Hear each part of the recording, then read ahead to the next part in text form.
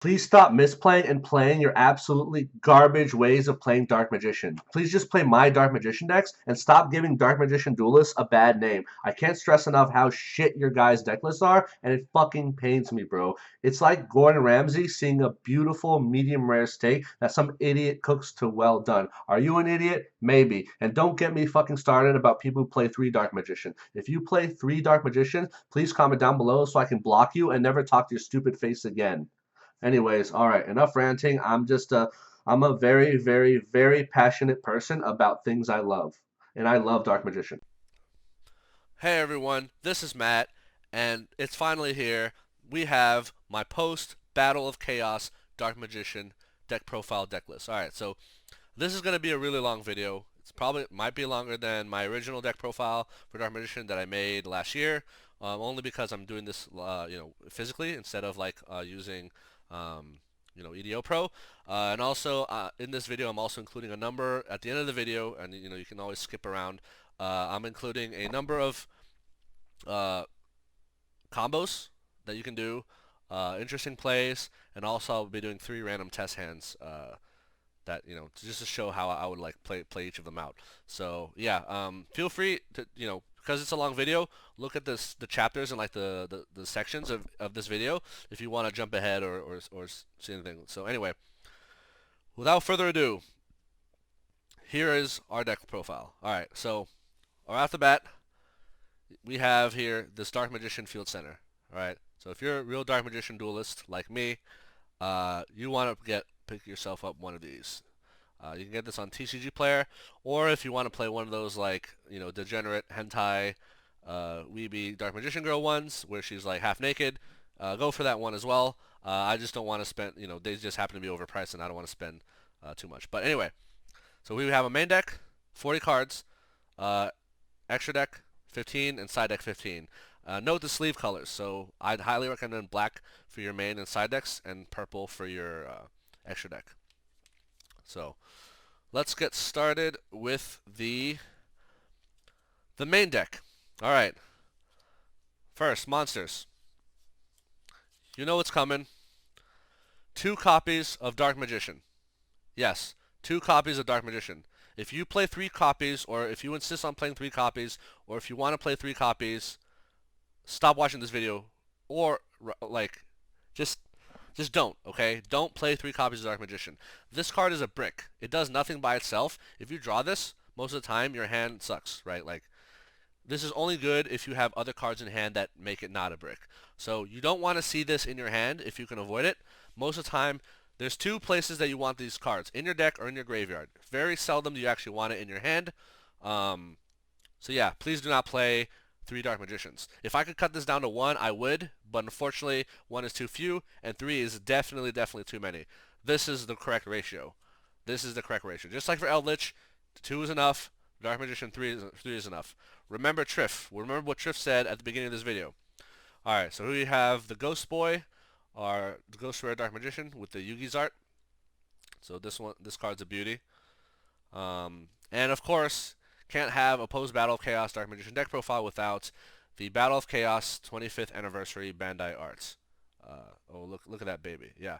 So if you want to see how I pulled them, I have a video on my channel showing me unbox my case of Battle of Chaos. So yeah. So even though this is a Dark Magician deck, and this is not a card that you want to see often in your hand or ever, right? You want to send these to the graveyard. All right. So now that we got that out of the way, Dark Magician Girl. This is another brick. You're pretty sure you almost never want to see her in your hand either. You probably want to see her even less than Dark Magician, so you'll definitely only run one. The main reason we're running her is so that Soul Servant will give us a draw 2. If we only have Dark Magician, Soul Servant only draws us 1 card. The draw 2 makes things a lot better, but also there is some synergy with Dark Magician and Magician Salvation. So I'm using the Lost Artwork Dark Magician Girl because it's the only TCG Dark Magician Girl that is not censored. So this is an uncensored artwork. So very nice.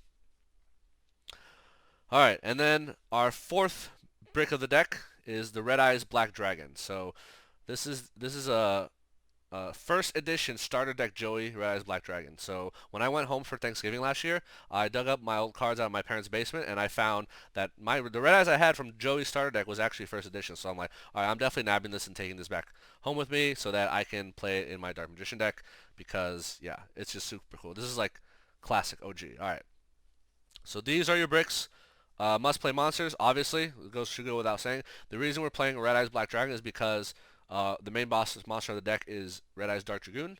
And to fuse into Red Eyes Dark Dragoon, you need, it helps to have Red Eyes Black Dragon so you can use Red Eyes Fusion.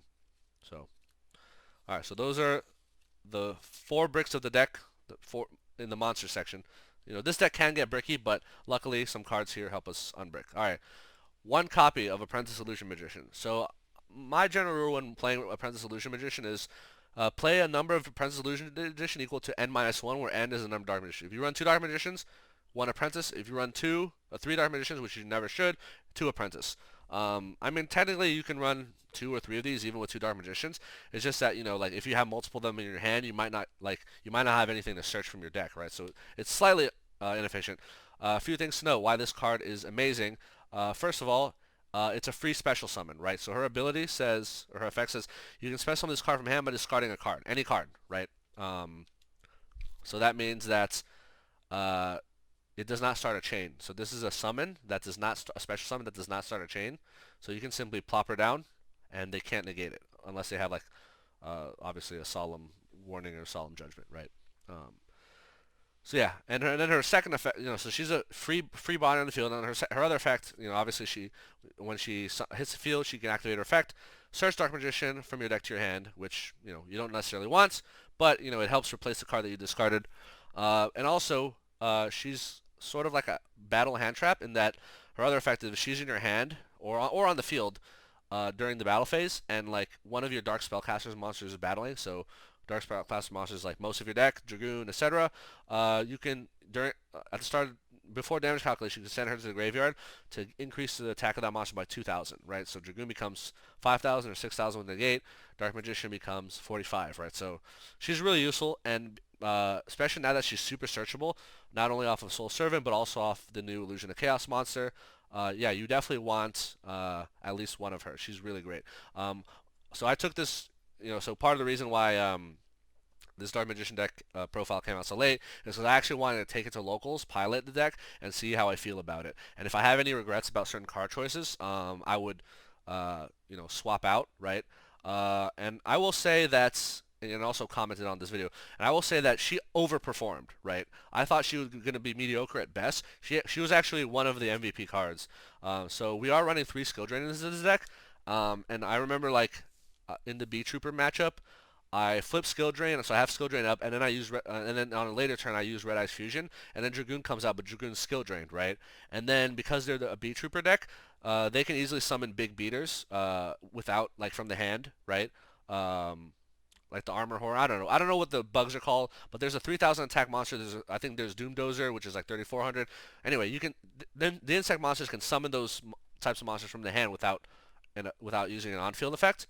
And then like I remember he tried to crash into my Dragoon, and then I had this in my hand, and I just like discard, and then he just killed himself. Like that was just one example, but like every time she came up, she was super clutch.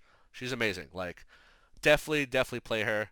Um, yeah, she's highly underrated, and especially now that there's a lot more ways to get to her, you should be playing at least one in your deck. All right.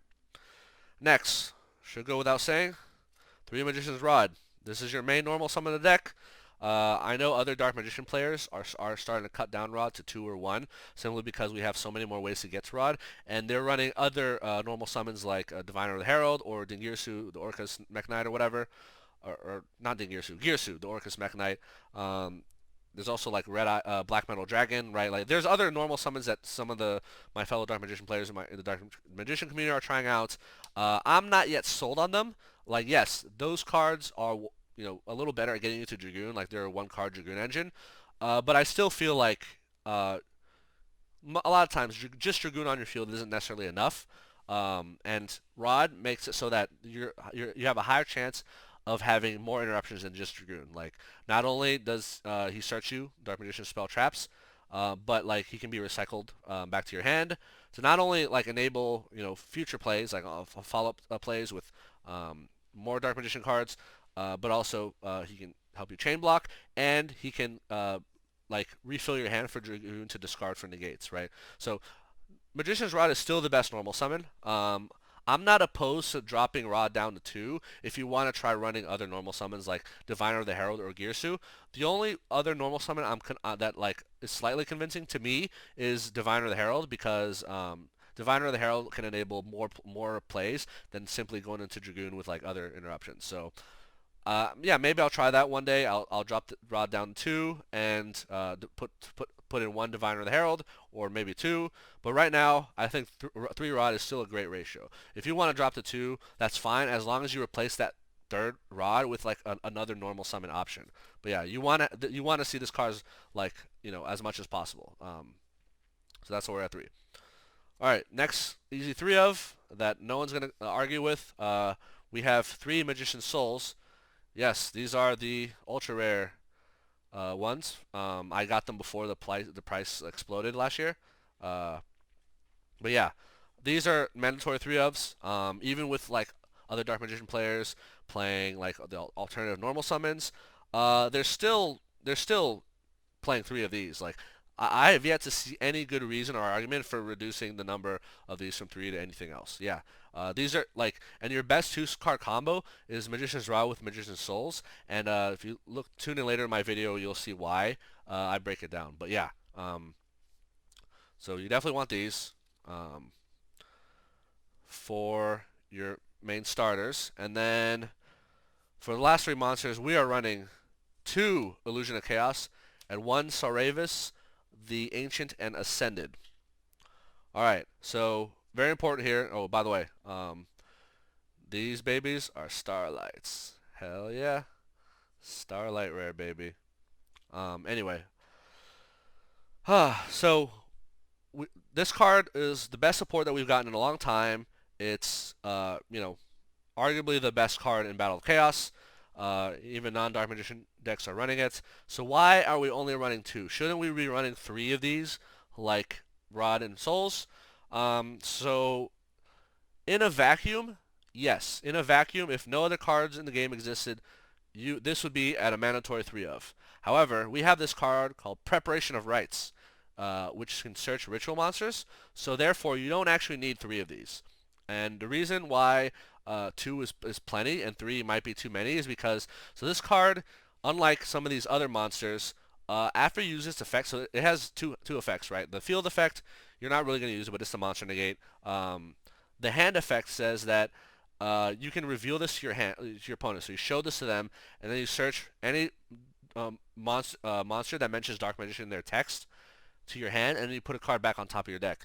So you're not required to put this card back on top of your deck. You can put another card. So so in theory, this card will never be consumed after usage, right? Like you use the effect, and then turn 1, and then turn 2, and then turn 3. Like you can sit on one of these in your hand for a whole game and never have to draw a second one because it's so good. Like I mean, sometimes you do want to put this back in your deck, but like the fact that it doesn't consume, this essentially turns into like Heart of the Cards, right? Like how Yugi is able to draw any monster or like spell trap that he needs to get out of a sticky situation. That's what this guy enables, right? Every turn, let's say you have him in your hand, right? You draw a card.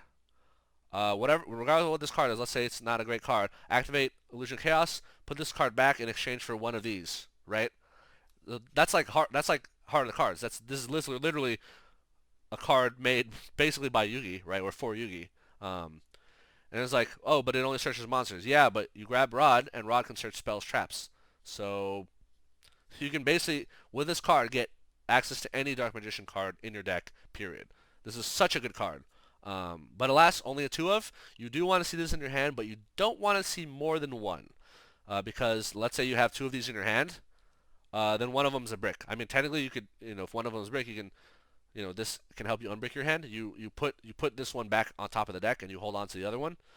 But yeah, in general, because we run like so many bricks, this will help you unbrick your hand. Oh, you open Red Eyes Black Dragon in your opening hand. This is one of the worst feelings in the world, by the way. Arguably worse than childbirth, seeing Red Eyes Black Dragon in your opening hand.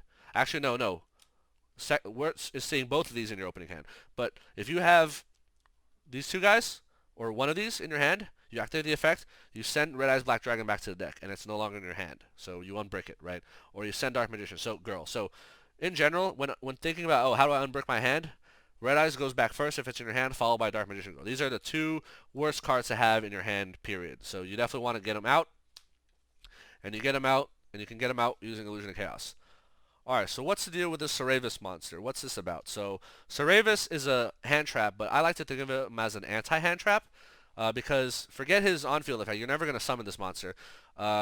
His effect says, when your opponent activates a card or effect that targets a monster you control, so they use a targeting card effect on one of your monsters, quick effect, you can discard this card and negate the activation.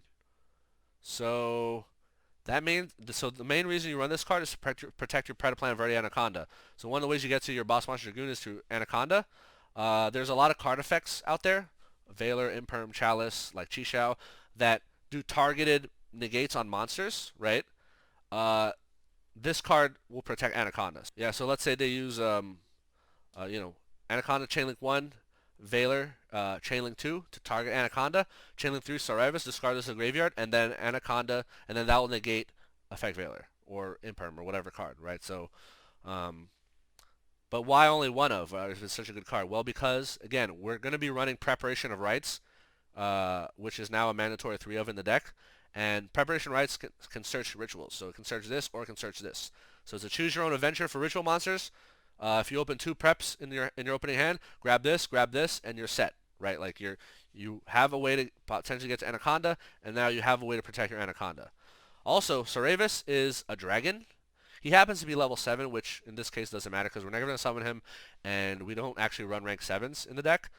But he's a dragon, an effect dragon, which means he can fuse with Dark Magician to make the Red Eyes Dark Dragoon. So absolutely run Saravis. So this is the correct ratio. 2 Illusion of Chaos. You do not need 3. When I played at locals, I saw Illusion of Chaos 100% of my games. I never went a game without seeing this card, despite running a two of. So, we're gonna go into spells, but there's slight overlap with what I'm talking about here with monsters, which you'll see in a second. But yeah, the first 3 spells I'm gonna showcase: Preparation of Rites. Mandatory 3 of, mandatory 3 of, mandatory 3 of. This card is amazing. It's so good. This card, and the reason we run 3 preps and 2 Illusion of Chaos, this card is hard once per turn. This card is not. If you open all 3 Preparation of Rites in your opening hand, all 3 of them can do something. If you open, like let's say you had a 3rd Illusion of Chaos, if you open a 3 Illusion of Chaos, only one of them can do something, right? Like, it's so good to have Preparation of Rites. And when you have a ratio like this of 5, this is why I'm saying, like, if you do a probability calculation, more often than not, you will see at least one of these in your per game. More often than not, right? I'm not saying it's impossible that you'll see none, but like with 5 cards like this in this ratio, you will likely see one of these. So prep can search you this, and then if you have a second prep, it will search you Saravis, right? So this is why we run Saravis and Preparation of Rites, because the new monsters that we got added from Battle Chaos are rituals. Preparation of Rites searches rituals, and there happens to be an anti-hand trap protection for Verde Anaconda that is also a ritual. So why not run all of these, right? So yeah, don't need a 3rd. This is all you need. Now again, if Preparation of Rites did not exist, so if this card did not exist and there was no way to use this spell to search ritual monsters, then yes, then Illusion of Chaos would be a mandatory 3 of, because you definitely want to see it as often as possible. But in this case, because we have 2 plus prep, we don't need more than 2. You will like almost always see at least one of these bad boys in your opening hand. And since his effect does not consume him, like if he gets ashed, he doesn't go away. He's still in your hand, and you just use him next turn. Like, and you're not required to put him back on top of your deck. Like, you don't ever want to draw more than one of these, right? So yeah. So Preparation Rites, mandatory 3 of. And guess what? Let's say you open these 2 already, and you don't need Preparation Rites. These are spells that can be sent for cost by Magician Souls. Remember Magician Souls? So not only does this summon, can this send Dark Magician go to your graveyard, like take bricks out of your deck, but you summon them on the field, you activate this effect, you can send these from your hand to the graveyard to just draw more cards, right? Like if you don't need to search, just do that, right?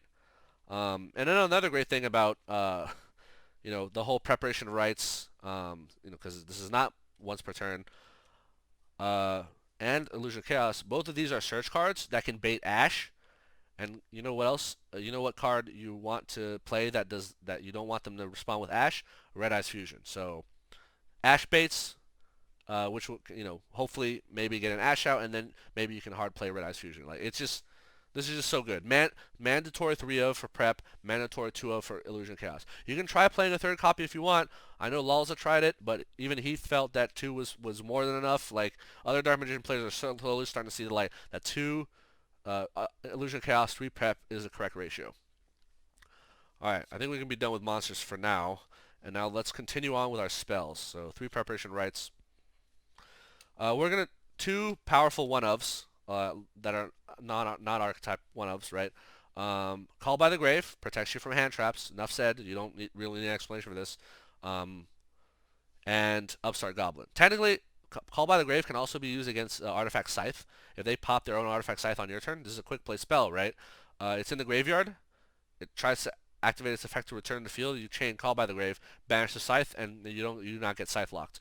If you play Red Eyes Fusion, they Ash you, Call by the Grave. If you use Anaconda, they Veiler you, Call by the Grave. Obviously, does not stop Veiler. Sorry, it does stop Veiler, does not stop Imperm. So, but yeah, mandatory 1-of. Upstart Goblin. Oh, Upstart Goblin. One of my favorite, most underrated, and arguably one of the best cards in the Dark Magician deck. This card is so amazing, and the reason for that is because it allows you to draw a card. Alright? Now, that might seem silly, but like, hear me out. First of all, let's say you get this card in a vacuum with no other cards in hand. Play it, you draw a card, thins out your deck. So you're running a pseudo 39 card deck instead of a 40 card deck. But what people might not have realized or thought about is that this combos really well with these two, right? Soul Servant puts a card on top of your deck, Upstart Goblin draws that card. So literally, if you have these 2 cards in the hand, you can fetch any Dark Magician card that you want from your deck to your hand, right? Obviously, like, you would play Upstart first. Like, let's say you have this in the hand, right? Ask if they want to respond. If they're smart, they're not going to Ash an Upstart. And then when they say no response, you change Soul Servant and put the card you want to draw on top of the deck. Bam.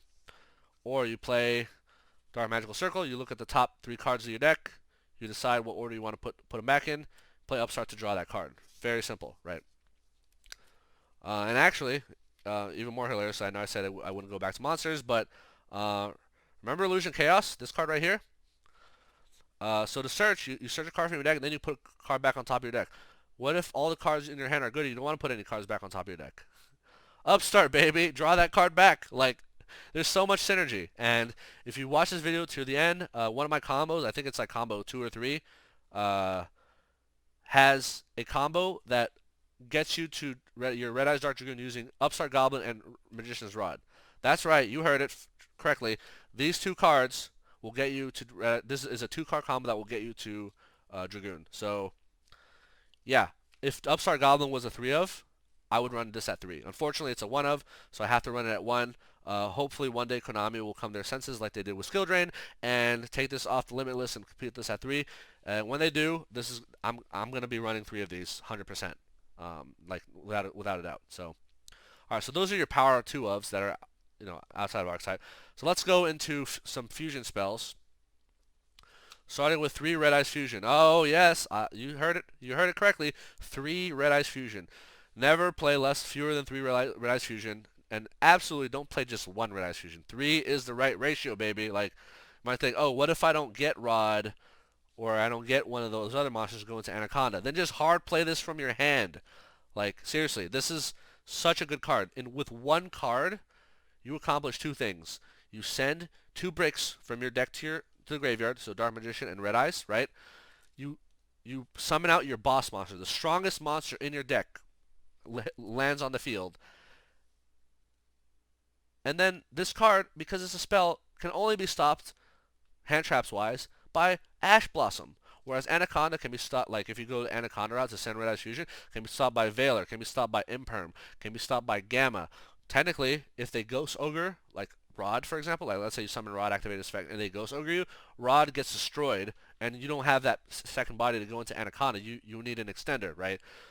Like this card right here will get you to Red Eyes Black Dragon, no questions asked. And if you draw Call by the Grave with this, it will definitely get through. Now, let's say you're going second, right? Some people say, if you run more than one of these, it's a brick. What if you summon Dragoon with one and then the other two, you just draw them, right? I have a few things I can say to that. One, these can be discard fodder for Dragoon, first of all. Second of all, these can be discard fodder for souls, right? Remember, souls send spell traps to the graveyard to draw cards. These are spells. Send them to the graveyard, draw cards, right? Hey, remember that card that I just talked about that was new, Illusion of Chaos, that can unbrick your hand? Activate this card, search a card, and then put this back in your deck if you don't want it. Like, very simple. Like, you're not going to brick by having more than one of these in here. So for the sake of argument, you open all three of these in your opening hand, okay? So let's move these aside. You have these three in your opening hand, you have two more cards. You're going second, or you have three more cards. Their board consists of, let's say, the Brave, the Adventure token, and let's say Backrow and Scythe, right? Okay. Activate Red Eyes Fusion. Brave, Backrow and Scythe negates. Okay? That's in the graveyard. Activate Red Eyes Fusion. Their Griffin Rider, whatever, bounces itself back to his hand, negates. Okay, cool. Activate Red Eyes Fusion. They're out of negates, you summon Dragoon. Like, so this card can only be activated once per turn, but if its activation gets negated by like an Omni Negate, you can just play another one, right? Like, even like let's say you're against an Eldritch deck, right? You have these three in your hand. Activate Red Eyes Fusion. Solemn Judgment. They paid half their life points. They're at 4,000 now. Okay. Activate Red Eyes Fusion. Solemn Judgment. Okay, they're at 2,000 life points now. Activate Red Eyes Fusion. Like you see how like it's not bad, especially going second to have more than one in your hand. It really isn't. Like most of the time, they like if you have two in your hand, they'll negate the first one, but they won't have something to negate the second one. Like it's I don't know. Like I like even when I was a total noob at Dark Magician, right? When I was first starting out, I came back into the Yu-Gi-Oh in 2021. I had no idea what I was doing. Even I knew once I heard that Dragoon is a monster that exists. Why would you ever not run three copies of Red Eyes Fusion? It's so good. Like, if this was a Drytron deck or like some other deck that where Dragoon is not the main boss monster, and you want to combo off, put a bunch of other stuff monsters on the field, and then go to Anaconda and Dragoon, sure, maybe you want to put one or even two, but like, this is your boss monster, right? This is a one card, get me my boss monster play that can only be hand trapped by one card, which is Ash Blossom. Like, there's no reason to run three, and if you run any less than three, you're just bad. That's just, I don't know, like, I know some of my Dark Magician buddies, like Lalza or others, might say that 2 is okay, but 3 is just better. Like, I don't know, like, yeah, 2 is better than 1, that's for sure, but, like, 3 is just better, right? I mean, people are playing, oh, let's do, Gears to the Orcus Knight, Mech Knight, it's a 1-card Dragoon. Oh, Diviner of the Herald is a 1-card Dragoon, right? Oh, Sky Striker Hornet Drone is a 1-card Dragoon. You know what else is a 1-card Dragoon? Red Eyes Fusion. Like, people love looking for tricky ways of getting out Dragoon, but for some reason their brain shuts off whenever you think about the spell Red Eyes Fusion. It's a 1-card Dragoon, right? Now, obviously, if they do ash you and it resolves, you might be kind of screwed, but hopefully you have some back row or some other things to survive another turn or something. Like, but yeah, you should absolutely be running 3 Red Eyes Fusions. Like, I don't think that's debatable in my opinion. All right, more fusions. So I run a single copy of Magicalized Fusion and a single copy of Secrets of Dark Magic. Magicalized Fusion helps you get your second Dragoon. It could also get you Quintet Magician, which is another like one of those end the game. But also there's a combo that you can see in the second half of my video that allows you to get to your first Dragoon using this card and one of the card Magician Souls, right? So yeah, Magicalized is very good. Yeah, it banishes fusion materials for cost, but that's okay. You have 2 Dark Magician, right? That's why we run 2. Yeah, and it can be sent off Anaconda. So, and then Secrets of Dark Magic. So this is a fusion card. It can also be used to ritual summon. You can technically ritual summon the Illusion of Chaos. you seldom would. This is mostly used for fusions. It's a quick play. So this card can kind of take some bricky or questionable hands and make them good. Like, yeah, by itself, this is a brick. This does nothing by itself. But if this isn't in a hand with another brick or card that doesn't really do much by itself, this can potentially unbrick your hand. Also, this has great OTK potential because if you're like on your turn and you're in battle phase, because this is a quick play um, fusion spell, you can continue. You can bring out more monsters in the battle phase to do more damage. So think of this as like your El Shadal fusion, right? We're doing a Shadal comparison. This is El Shadal fusion, and this is Shadal fusion. As a quick reminder, how many Shadal fusions do Shadal players run? One? No, they run three, and they run fewer El Shadal fusions because Shadal fusion better than El Shadal fusion. Red Ice fusion better than Secrets of Dark Magic. So those are our fusion spells, but starting with secrets, we're now in the territory of cards that can be searched by Soul Servant or Magician's Rod. So secrets is one of them. We have Dark Magical Circle, 1, 3 Soul Servant, 1 Magician's Navigation. So this is your spell lineup for searches off of Magician's Rod and or Soul Servant. Soul Servant does not search other Soul Servants. That'd be silly. But Rod can grab these 3, and these 3 can search these 2. You only want 1 Dark Magical Circle. 2 is acceptable, I suppose. You can make do with 2. 2 is okay, but never, ever, ever, ever, ever run 3. Same argument as Dark Magician. This card is way too bricky for you to run 3 of. Like, you don't want to see more than 1 of these in your hand. And since it's searchable, why do you really need more than 1? Like, let's be real here. All right. And then Magician Salvation is a similar argument to Dark Magical Circle. It's just like it's searchable. Why would you ever really need more than 1 of these, right? If you have more than 1 of these in your hand, it's super bricky, right? So yeah, most of the time, your Magician's Rod will be searching Soul Servant unless you already have it. If you already have Soul Servant, you'll probably grab Circle because Circle plus Soul Servant will grab you Salvation, right? So these 2 grab you this guy.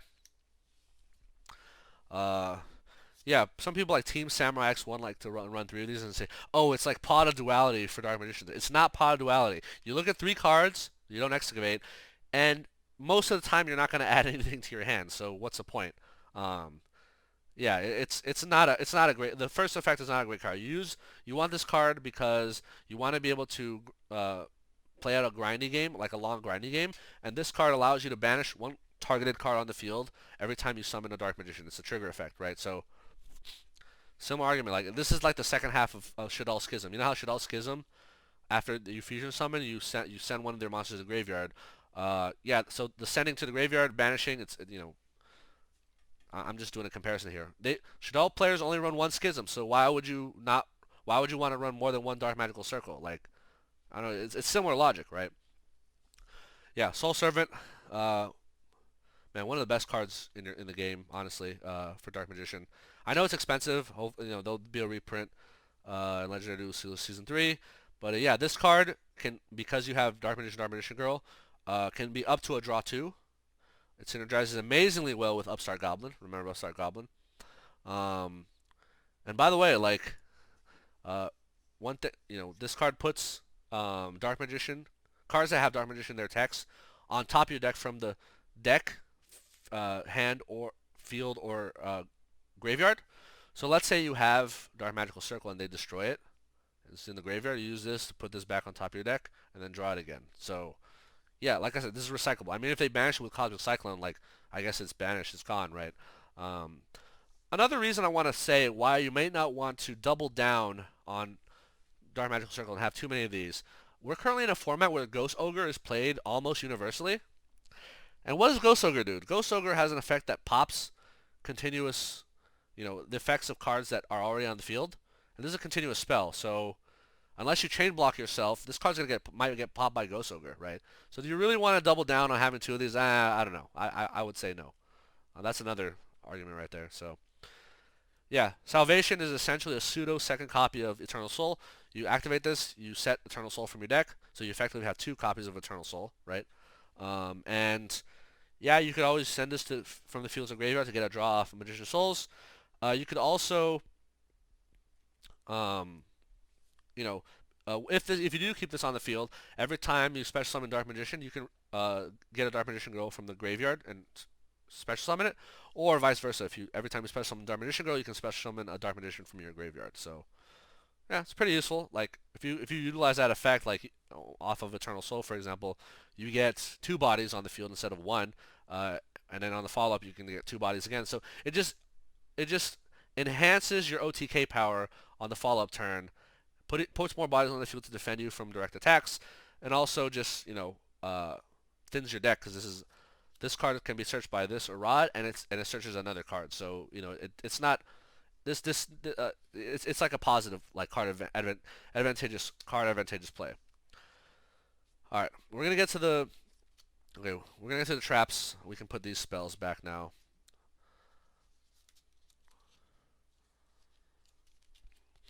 I'm gonna leave these on the field for now because the first trap I'm gonna show you is a single copy of Eternal Soul.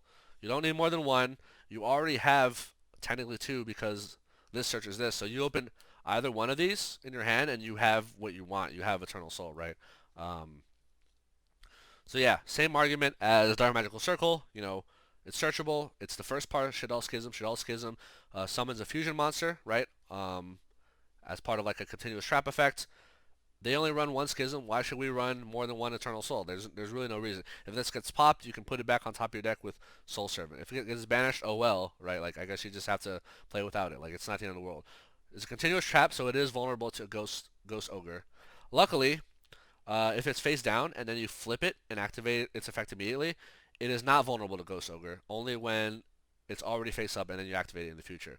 But if you flip it and activate it immediately, it is vulnerable to Ghost Bell. Luckily, nobody's really playing Ghost Bell, so you don't have to worry about that. But in other formats where Ghost Bell is powerful, what you would want to do is you flip Eternal Soul, let's say on your opponent's turn, you say you do not want to activate the effect. And then maybe they respond, maybe they don't. And then on resolution of that chain, then you say, on resolution, I'll activate the effect. So if you do that in a Ghost Bell meta, then Ghost Bell can negate this because it summons from the graveyard, but it will not remove it from the field. So Ghost Bell, if you activate the card for the first time and use this effect, if they chain Ghost Bell, this card goes to the graveyard, right? So that's bad. But if it's already on the field and then you activate this effect on a separate chain, then Ghost Bell can negate the summon, but it will not send this to the graveyard. So yeah, but since we're in a Ghost Ogre format, flip it and activate the effect immediately. Alright. So these are all the cards searchable off of Magician's Rod. And yeah, the fact that like these are one-ofs, Magician's Rod can search all these, but if you search into these can grab these. So you have like this, you can see this little tree of searches, right?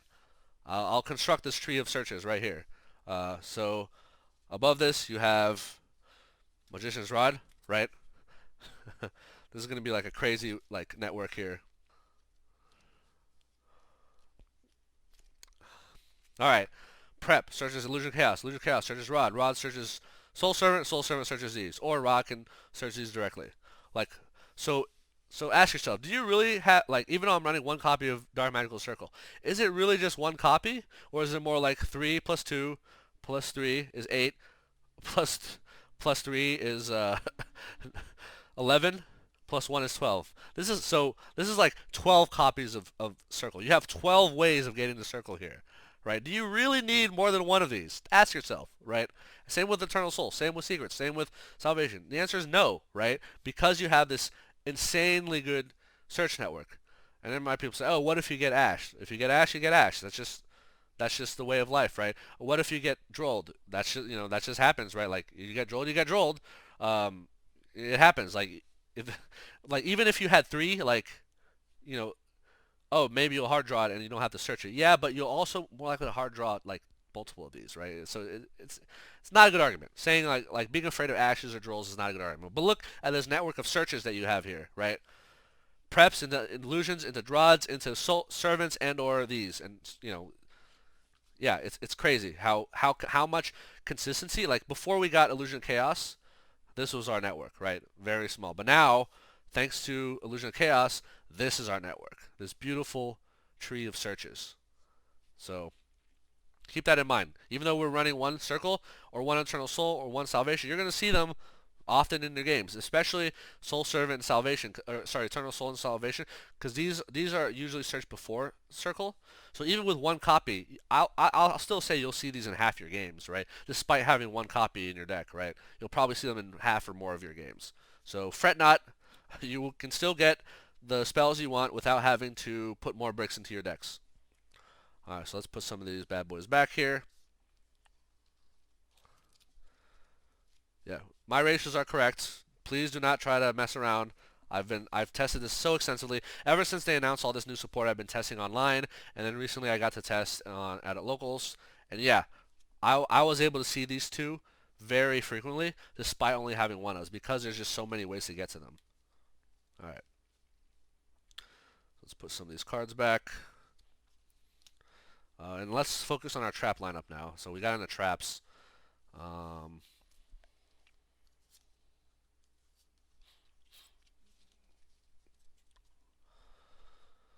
Alright, so we already started with traps with Eternal Soul. That was a good start. Now what about the rest of our trap lineup? So, well, here it is. 3 Torrential Tributes. 2 Gozen Match. 3 Skill Drain. And 2 Solemn Strikes. So we have a total of 11 traps in our deck. If we don't count the Eternal Soul, 10 traps, right? Now, why did I pick these? By the way, this is the original, very first printing of Torrential Tribute from Labyrinth and Nightmare. I also dug this up from my parents' basement. These are the newer ones. Gozen Match. These are 3 Lost Art skill drains. So Lost Art, as you know now, is now at 3 of, thanks to the latest February ban list. Yeah, see the horns? Yeah. You gotta have those devil horns, otherwise it's not the Lost Art, it's the censored art. Alright, so let's talk about the logic behind these traps and why I picked them. Alright, so Eternal Soul, obvious, you know, part of the Dark Magician engine. No need explanation for that. Alright. Let's talk about Torrential Tribute. Torrential Tribute is one of the best cards in the game. I mean, I play 3 in my Eldritch deck. It's so great. I wish I could also fit Needle Sealing in here, but alas, you know, we're not a full trap deck. Torrential Tribute is great going first or second. You're going first, you set this, you blow up the board on their turn whenever you feel like it. If you have a Dragoon on your field, Dragoon will not be destroyed, because Dragoon cannot be destroyed by card effects. If you have Dragoon Anaconda on your field, this will destroy Anaconda but not Dragoon. Anaconda is a huge liability. I did lose a game at locals because someone attacked my Anaconda for game. So yeah, you want Torrential Tribute there to get rid of that. And going second, like, they set up their board, you set this on their turn. They're definitely going to summon more monsters, most likely. If not, you can force a summon, maybe through Eternal Soul, maybe somewhere else. And then you flip Torrential Tribute, blow up their board. Gone, right? This card is so good. And, you know, like, yeah, you can side them out for, like, maybe better cards when you know you're going first, second. But when you're blind going first, like, you don't know if you're going to win the die roll, go first, go second. This is great for either going first or second. Also, this can blow up your board and send Dark Magician to the graveyard. Like, if you have set up the you know, so the trio of the deck is these, right? Dark Magician, Dark Magical Circle, and Eternal Soul. So if you have these set up, you can loop these, right? One of the ways you loop is Link Summoning or using Rod's Effect in the Grave. But if you just, like, Torrential Tribute, while he's already on the field, he goes to the graveyard. So Eternal Soul does protect Dark Magician, but only from your opponent's card effects, not from your own. So that's why you're allowed to fusion summon him and do other stuff with him. So yeah, Torrential Tribute is amazing. Such a good card. The name of the game is Bodies on the Field. The meta is highly dependent on having bodies on the field. If you can remove bodies from the field, yeah, Torrential Tribute is good. You know how Ghost Ogre destroys one card on the field? This destroys all their monsters. You know how Gamma destroys one card on the field? This destroys all their monsters, right? Like, this just destroys everything. If you see if you have Dragoon up, you see Accesscode is coming, activate Tribute, blow up their board by the time they get to their Link 3. And then they can't get to Accesscode, or if they keep summoning, they might not have another Link 3 to get to Accesscode. So yeah, amazing cards, Torrential Tributes. Please run them. Alright, let's talk about these other cards. So, the main floodgates of this deck are Skill Drain and Gozen Match. Skill Drain goes without saying. can completely shut off your opponent's deck. Gozen match is still good in this format. It was good in the last format. It's still good in this format because Sword Soul still exists. Sky Striker still exists, right? So this auto wins against Sky Striker. They can't do it. They can't. There's like all their monsters are different attributes. They can't do anything, right? Flip this against Sky Striker, they scoop. Sword Soul, 90% you flip this against them, they scoop. The only way Sword Soul can out this is if they have a normal monster like a token or the Monk of the Tenny, and they use Vishuddha to bounce this. That's the only way they can out this. I suppose if they have Blackout like preset, they can pop it with Blackout. But like if you're going first against Sword Soul, they they activate Long End in hand, flip this. They summon Long End, don't get a token, and then they're stuck on fire monsters. GG. Go next. All right. Like, but there's so many monsters like decks that this hits. Prank Kids is good again. Every single Prank Kids monster is a different attribute. So why wouldn't you run Gozen Match, right? So other interesting interactions with Gozen Match is so let's take the adventure package, right? So the adventure token is an earth monster, the Griffon is a wind monster, and both those the adventure package is typically found in decks like for example Pure Tenny, which are all also different attributes, but also Phantom Knights. Phantom Knights is, you say, oh, Phantom Knights is mostly dark, why would you ever use Gozen Match against them? Well, Phantom Knights likes to go into the adventure package first. So they summon their token, they search their Griffin, they activate the Griffin effect to summon to the field is in hand, right? So they reveal it in hand, say I'm activating Griffin to special summon the field, you chain Gozen Match. And then because you chain Gozen Match, they already have a earth monster on the field. They cannot summon the Griffon because it's a wind monster, so it fizzles. And Griffon is a hard once per turn named effect. Now they can still get rid of this because they can use Fateful Adventure to search Dracoback, and Dracoback can bounce this back to your hand. Fine, but you still interrupted their play and cost them an Omni Negate, right? So that's already a huge win. And since it's bounced back to your hand, you can just set it next turn after you get rid of the Brave token. So like, point is, they're not going to see their Griffin, right? And if they're dumb or if they don't have Dracoback or whatever, it's not going to get bounced. So yeah, Gozen Match is still useful against like Phantom Knights. What about Dragonlink? Dragonlink's been kind of making a resurgence. Yeah, Dragonlinks are mostly lights and darks. If they go into, obviously like they can't have Light Dragon, Dark Dragon, but the main time you would flip Gozen Match is against Romulus. Romulus is their one main engine piece, which happens to be a win. So if you go first, they're comboing off. They make Romulus flip Gozen Match, their turn is over, unless they have a way to get rid of Gozen Match immediately, or they already have another dark monster on the field. Then they can get rid of Romulus. But Romulus is an important choke point, like for the Dragonlink deck anyway. That if they get rid of Romulus because of Gozen Match, like Gozen Match has already done its job, right? So yeah, Gozen Match is amazing. Obviously depending on matchup, feel free to side this out. This helped me against Beat Troopers. Beat Troopers are mostly Earths and Winds, but also Beat Trooper decks try to summon DP, which is a Dark. So yeah, this is gonna be pretty good against that. What about against Invoke DP? You don't really see Invoke DP decks nowadays. Alistair's a Dark, Amirage is a Fire, Secure Garna is a Light. So as soon as if they summon Alistair, you can immediately Gozen Match, and they're locked in the Darks. But then they can still go DP. If he links into Almirage, flip this, and he's locked into Fires. And the only thing he can do now is use Invocation to summon Purgatrio. And that's it. Like, Purgatrio is not a threat. Not really, especially if they're going first. Or, like, this is like their first play. It's not going to do much, right? So this can be used against Invoked DP as well. What about Drytron? Well, Drytron kind of got gutted. You don't see many people play Drytron, but you do see sometimes Drytrons are playing Megaliths now. So Drytrons are mostly lights. They do use some darks. They use IP. They use Link Karibo. They use DPE, Verde Anaconda, right? Well, guess what? They're now using Megaliths, and Megaliths are all Earth monsters, right? So if they go into their light engine, then you can flip this, and they're locked out of Earths. They're locked out of darks. So they have to go into Herald. But EVA is no longer legal, so how many negates are they even going to have with Herald, right? Like, the Megalith engine, and, like, they can't even go to Barone. Like, some Drytron players are going to Barone. It's a wind, right? Like, Gozen Match is actually much stronger against Drytron now that they've been gutted, and they're, like, forced to run the Megalith engine. So yeah, so even though it's not, like, the ideal, like, maybe you can side this out after game one, but, like, it's not useless. You can definitely do something with Gozen Match against Drytron. So yeah, I think this is one of the best floodgates in the game right now.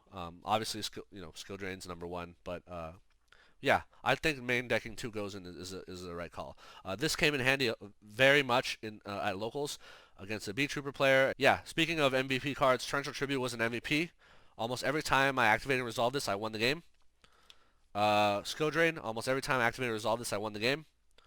Gozen as well. Like the traps, your trap lineup are MVP cards, right?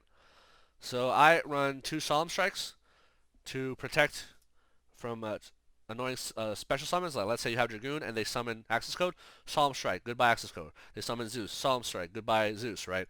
And Solemn Strike is a counter trap, so it's also good for protecting either your Dragoon or your other traps from the gate. So, for example, so remember how I mentioned with like illusion and preparation of rites, it's like there's like a 5 is the magic number, right? So what do all 5 of these cards, skill drain and these have in common? These stop monster effects, right? I mean, obviously this is like face up on the field, this is anywhere, right? This is a continuous trap, this is a counter trap, sure, but these are stop a monster effect, right? Type of card. And remember 5 is the magic number. These are 5 floodgates, right? Maybe you don't even maybe 1 is all you need to just end their turn immediately, right? Like so these are why some of these ratios, right? Torrential Tribute is not hard once per turn. You want to see as many of these as possible. Skill Drain, even though you only need 1 on the field, sometimes you do deactivate Skill Drain, and you also want to see this as much as possible because you run a deck with where one of your boss monsters is a vanilla Dark Magician. Like, why wouldn't that you can revive and protect from card effects? Why wouldn't you want to run Skill Drain, right? This is a great card, like game-winning card right here. So one thing you can do is like, let's say you're going second because you lost a die roll. You draw Torrential Tribute and one of these 5, right? And then on your opponent's turn, like they summon a monster, like let's say DP comes back from whatever, you Torrential Tribute. Chain Link 1, Chain Link 2, they try to stop your Torrential Tribute using maybe Griffin, the Adventure Griffin, maybe the, I don't know, Herald, whatever. They have some Omni Gates to try to stop Torrential. You chain one of these, assuming you have one of these. Either chain Solemn to stop that negate, or chain this to negate the effect. And then Torrential goes through and blows up the board, right? So Torrential combo with one of these, amazing. Amazing, amazing board clear. Uh, so yeah. So this is my trap lineup. I'm very happy with it. Yeah, every time I got these cards, any combination of these cards, as many of these cards as possible in my games, I usually won. Especially game 1, people don't really run back row clear in game 1.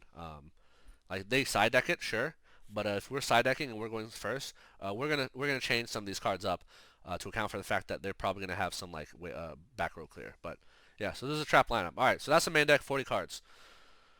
Now, before we proceed to extra deck and other things, y'all might be wondering, where the hell is Timaeus? So remember we got a new card from Battle of Chaos called Timaeus the United Dragon? Yeah, I remember that card. So where is it? Where did Timaeus go? Why is Timaeus not in this deck? I'll tell you why. Because it's not that good of a card. It's super mediocre. It's a win more type of card. It's a card that you want to have when you already have like your 2-card combo, and this is just like a third card extender to maybe get you like another like nice powerful body on the field. But like when I played this last weekend, I did run Timaeus in exchange for 1 Torrential Tribute. So at locals last weekend, I ran 2 Torrential Tributes and 1 Timaeus, and I regret having 1 Timaeus. In all the games where I opened Timaeus, I lost, like opening hand, right? There was a game I won against Eldritch where I drew Timaeus later, and at that point I already won. Like Timaeus didn't really bring anything other than just win harder, right? But all the games where I lost, where I opened Timaeus, if I had instead opened Torrential Tribute, I would have won those games. So one of my losses was against a Drytron, where I had like it was very awkward hand. My hand was like double Magician Souls, Timaeus, and like 2 other cards, maybe Soul Servant, whatever. Yeah. Uh, so I made Dragoon using 2 souls, but then I just had this Timaeus. Like, what the hell is this Timaeus gonna do? So for Timaeus to do anything, like, I need a fusion target. To get a for a fusion target, I need like a Dark Magician. But like, okay, I can summon a Dark Magician to the field, and then put this on the field by itself, right? But then I have to send another card to the graveyard to get Timaeus on the field, and then it's like, You know, but then that Dark Magician Timaeus will fuse into like either Dragoon or I don't know. It was just very awkward. Like there was no good way for me to use that Timaeus for anything. But if that Timaeus had instead been a third Torrential Tribute, I would have close. You know, I would have had a feud with Dragoon and Torrential Tribute, and then that Drytron player would not have been able to play through it. Unfortunately, I only ended on Dragoon. I had no back row, and he was able to get my negate out and still go into Boral Sword Savage or Boral Sword Dragon, right? The Link 4, and he OTK'd me, right? But if I had Torrential Tribute, he would not have been able to OTK, and I would have cleared his board. All his Megaliths dead, his Boral Sword dead. So yeah, that was just one example of a game where Timaeus was super underwhelming. And yeah, so almost every time I had Timaeus, I instead wished it was a torrential tribute. So after the locals, I decided I'm going to take out Timaeus and put in a third torrential tribute. And I haven't regretted it to this day. It was that best decision of my life. All right. Before we get into extra deck and side deck, I do want to show not necessarily a combo, but an ideal board state, so to speak. So, you know, obviously you want your Dragoon, but the three Dark Magician engine pieces that you want to see on your board for you to have a strong, like, long game, right? Dark Magical Circle, Eternal Soul, Dark Magician in hand or graveyard. Right, let's say graveyard. This allows you to revive a Dark Magician or special summon Dark Magician on every turn, yours or your opponent's. Special summon from hand or graveyard. And when that happens, this triggers the effect to banish a card, right? And actually, let's go further. Let's say another ideal is to have Rod in the graveyard, right? So on your opponent's turn, they're doing their play. You decide, I'm going to interrupt their play, activate Eternal Soul, summon Dark Magician to the field. Because you summon Dark Magician, you have two trigger effects, Circle and Rod. Chainlink 1, Circle, target a card to banish. Chainlink 2, Rod, tribute Dark Magician, return this to hand. And the next turn, you can revive Dark Magician, and you get another banish. And then you can summon Rod, make additional plays, maybe do a link play, link these two off on your opponent's turn, summon Dark Magician again, activate trigger effect, banish, Chainlink 2, tribute, back to your hand. Every turn you want to do something like this. You want to get Rod in, you want to end the turn with Rod and Dark Magician in the graveyard, if possible. And then you want to, use this on every turn to get a banish off, a targeted banish, and then recycle your Rod back to your hand by tributing Dark Magician. The Rod graveyard effect obviously only happens on your opponent's turn, but if he's in your hand and you summon him, right, on your turn, you can get a search off him, like Soul Servant or whatever, and then link these to the graveyard somehow, like maybe Dark, maybe like whatever. Just get him off the field, right? So you can repeat this again. So this is the continuous engine of, your Dark Magician deck is always doing something. So then you might ask something, oh, it's like, so what if you have like Skill Drain? If you have Skill Drain, like live, this card's not going to be negated, and this card protects your Dark Magician from all your opponent's card effects, so you can just beat them over the head over and over with 2500, right? And since under Skill Drain, they're probably not going to be able to summon a monster stronger than you. And if they do, like, they destroy it, Dark Magician, then you immediately revive Dark Magician and banish the monster that just destroyed you. Like, yeah, this is a self-sufficient, like, engine that you can play through. Obviously, if they back row clear you, you might be a little screwed, but, there are ways to help with that. But also, you don't expect too much back row clear in game 1 anyway. And then in game 2 and 3, we have some things we can do to avoid that. But yeah, so that's, the main way to play Dark Magician. We're just with your main deck. Like, we're ignoring extra deck and side deck, but just like very basic stuff for what you want to do with these cards, right? All right, so let's. I think that's all I have to say about the main deck. If something comes up, I'll bring it up. But yeah, I think we can move on now to the extra deck.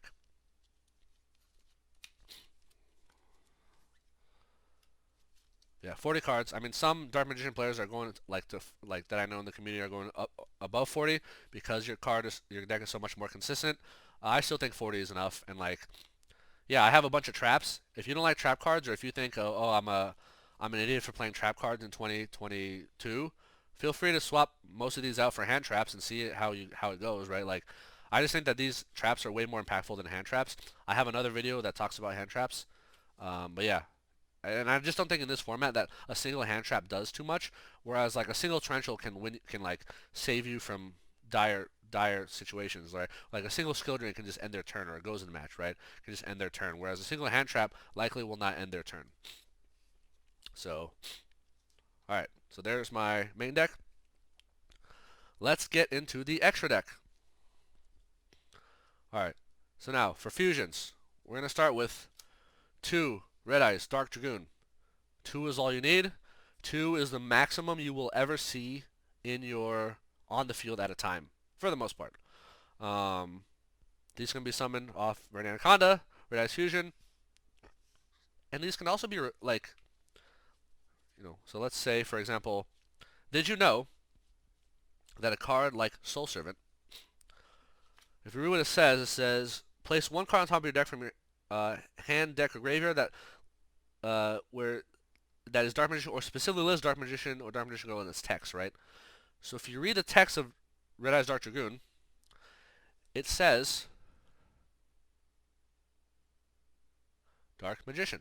Therefore, if this Dragoon is like in your graveyard, like let's say your opponent destroyed it, you can literally use Soul Servant to put Dragoon back in your extra deck and summon him again. Like it's just hilarious. A lot of people don't realize that.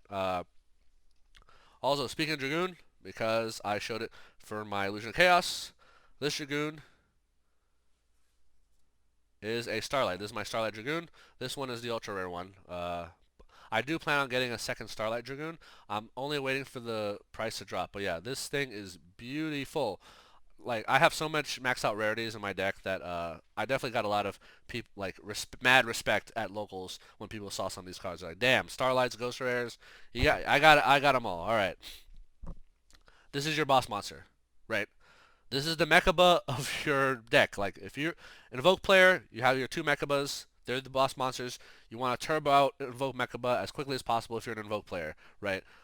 Every deck has their boss monster, right? Like, a Dragon Link, they want to bring out their Borreload Savage. Like, whatever. We are a Dark Magician deck. This is our boss monster. You might say, oh, Dark Magician is just Dragoon Turbo. Like, that's such a dumb argument. It's like, oh, like, Invoked is just Mechaba Turbo. Like, or like, that's stupid. Like, play it. Play it. Summon as quickly as possible. Don't be ashamed. Like, this card was made for our deck. It came in the Tin of Ancient Battles. Tin of Ancient Battles is like, the current theme is like Yugi decks and Yugi stuff. This is a Dark Magician monster, right? Do not be ashamed of summoning this guy out. He's so powerful. Cannot be targeted or destroyed by card effects. Can be sent to the graveyard by effects like Schism or Zeus, right? Every time you negate, you discard a card for an omni-negate, quick effect. You negate the activation, destroy the card, and this card gains 1,000 attack. Yeah, this is... I don't know what else to say. Like, you should absolutely be running 2. Like, in case they out your first one, you have a second one without having to rely on Soul Servant to put it back, right? And also, Dragoon can be revived, which I'll talk from the graveyard onto the field, which I'll talk about later. But yeah, must run 2 Dragoons. Like, if you want to be a competitive Dark Magician deck, this is it. This is how you do it. Alright. Next fusion. We have the Dark Magicians.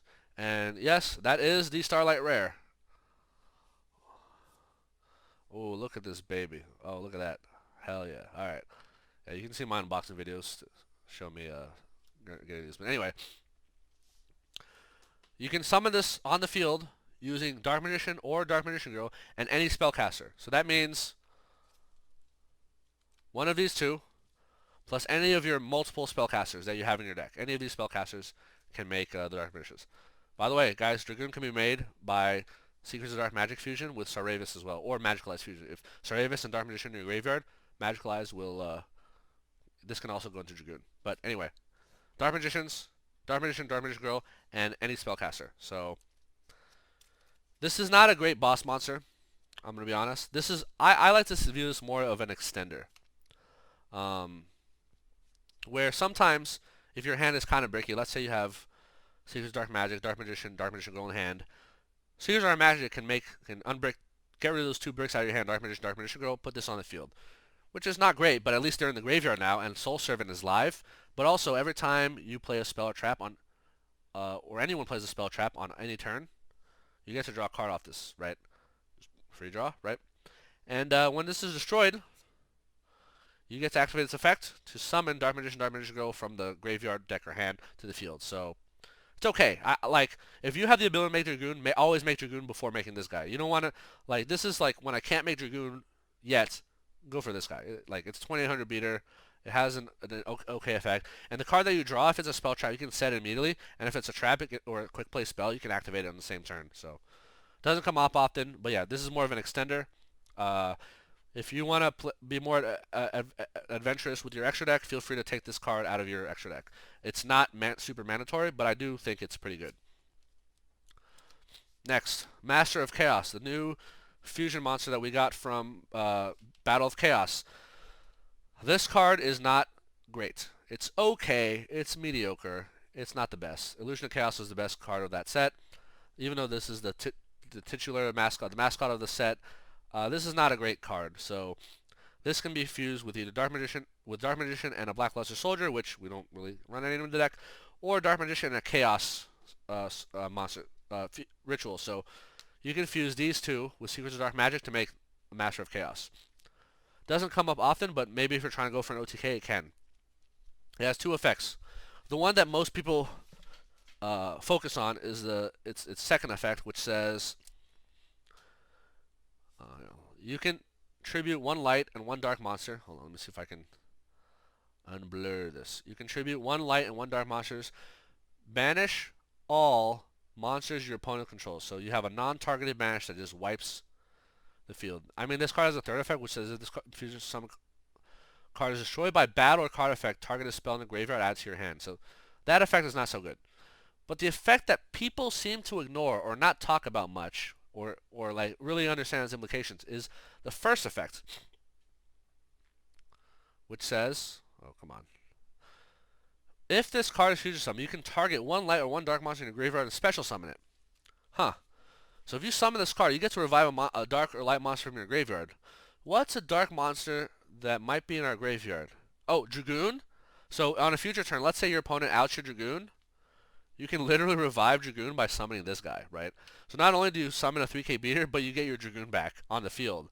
Like, worst case, this monster revives Dragoon. Best case, like, it revives Dragoon and it also banishes like your opponent's field, I guess. Or maybe worst case, it just banishes your opponent's field. It's a shame that the banish is not a quick effect. If it was, this card would be like hella broken. But yeah, it can revive Dragoon, guys. Like, that's reason enough to run this card. And since it can be fusion summoned somewhat easily, like especially with Secrets of Dark Magic, this is an OTK opportunity, right? Like, because like you have some materials, you attack directly. Secrets of Dark Magic, summon this, summon another monster, and then attack, right? It helps your OTK.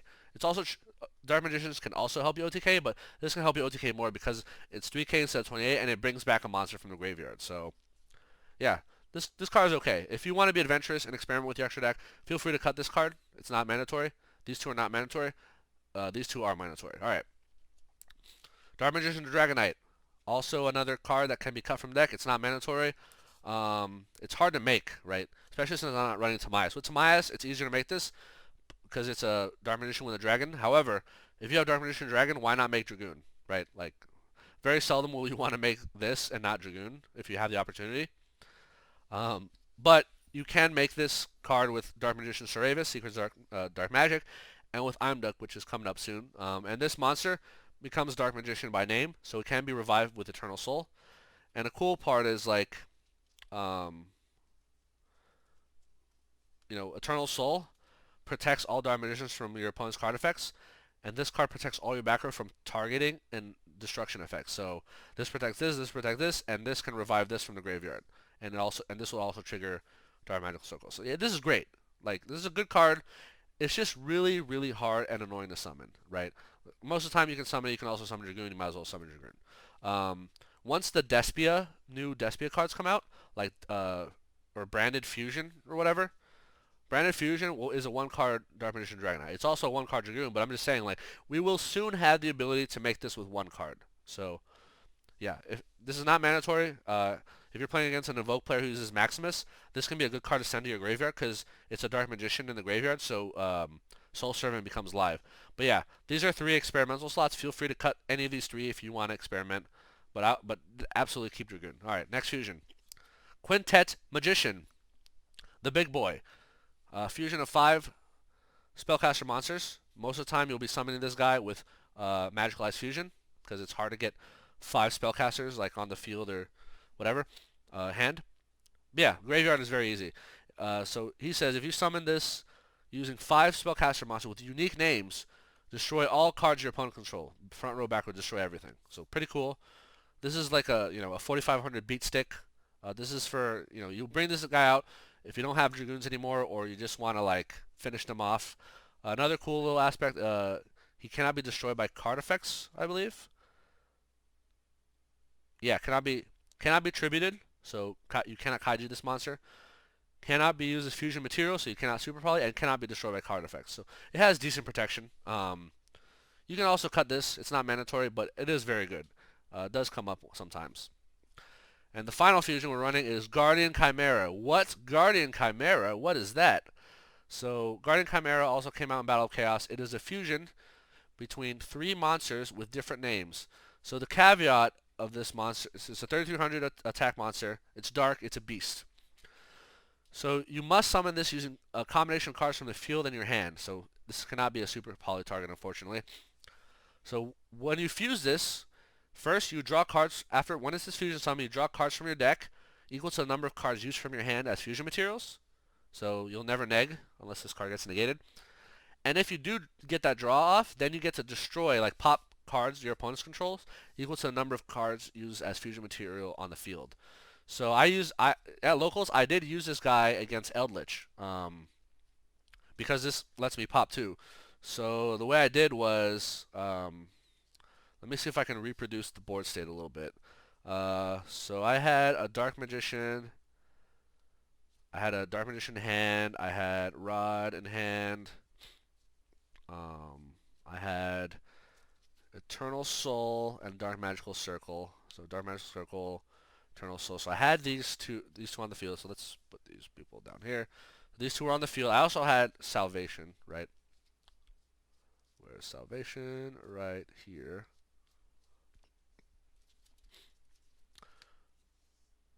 So I recently had. So I recently, on my opponent's turn, like they were Eldritch, they set 5 pass. I summoned Dark Magician. Right. So so on their turn, I had this in the graveyard, right? I think I also had Dragoon, but they ended up outing my Dragoon with Ice Dragon's Prison and Solemn Strike. I forget exactly, but on their turn they set 5 pass. On their end phase, Eternal Soul brings back Dark Magician.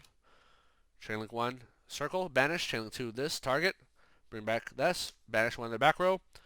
New chain, Rod, tributes Dark Magician, adds back to the hand. I happen to also have another Dark Magician in my hand. On my turn, normal summon, activate effect. I searched Soul Servant. Soul Servant stacked Secrets of Dark Magic, and cause I did Soul Servant first because it drew me 2 cards, right? So I went into battle phase, right? So I was able to do attack 16, attack 2000, play Secrets of Dark Magic, fuse these 2 on the field with this guy in my hand into Dark Chimera. On summon, I draw a card. Dark Chimera pops 2 of the Eldritch's back row. And actually, he chained Eldritcher and got the Eldritch on the field. But then I just popped. It's a non-targeted pop, so I popped the Eldritch. So, and then, still in battle phase, by the way, I activate Eternal Soul. Bring back this. Activate Salvation. Bring back this. Because this was summoned, trigger this, banish another card. So over the span of like a turn and a half, I got 2 banishes, 2 pops. And I'm still in battle phase, right? I already swung for 16 and 2000. I can swing for 2000 again because this is a new monster. Even though I attack with Dark Magician, this is a new monster. 2000, 2500, and 3300. And yeah, I OTK'd him this turn basically. So don't underestimate Guardian Chimera. This was more of an experiment. I didn't know how this was going to go. Like when I was playtesting, online leading up to the release of Battle of Chaos. I did not play test very much with Guardian Chimera because it's technically not a Dark Magician card, so it kind of flew under my radar for a long time. And then when people started hyping it up and talking about it, how like this might be one of the chase cards or like one of the polls that people are more interested in, I started thinking, you know what? That's an interesting card. It's a dark monster. You know, it's a 3300 beater. Three monsters with different names can easily be summoned, right? I don't know. I figured I'd try this out, and so far, the one time I used it at locals, I was happy. Like this card helped, like was great. And if you're against a deck that has a lot of back row, this can help you break some of their back row. It can also break their front row, right? Like it's a really good card. But I would say not mandatory to the deck. So let me put some of these cards back. All right, so this goes back, this goes back, this back.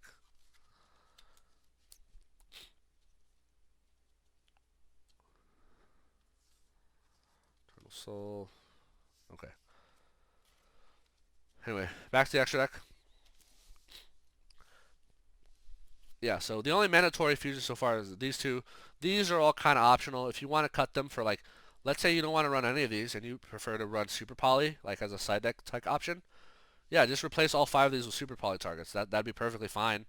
But because if you do cut all of these, maybe you should cut Secret Dark Magic too, because Secret Dark Magic synergize really well with these, and you would use them to bring these guys out sometimes.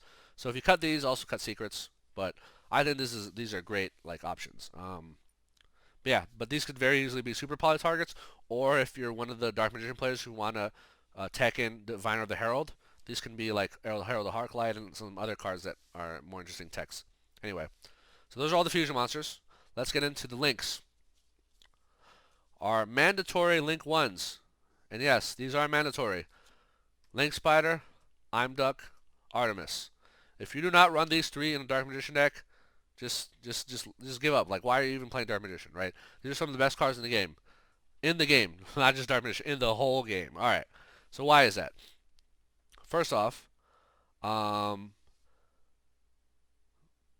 these are link ones.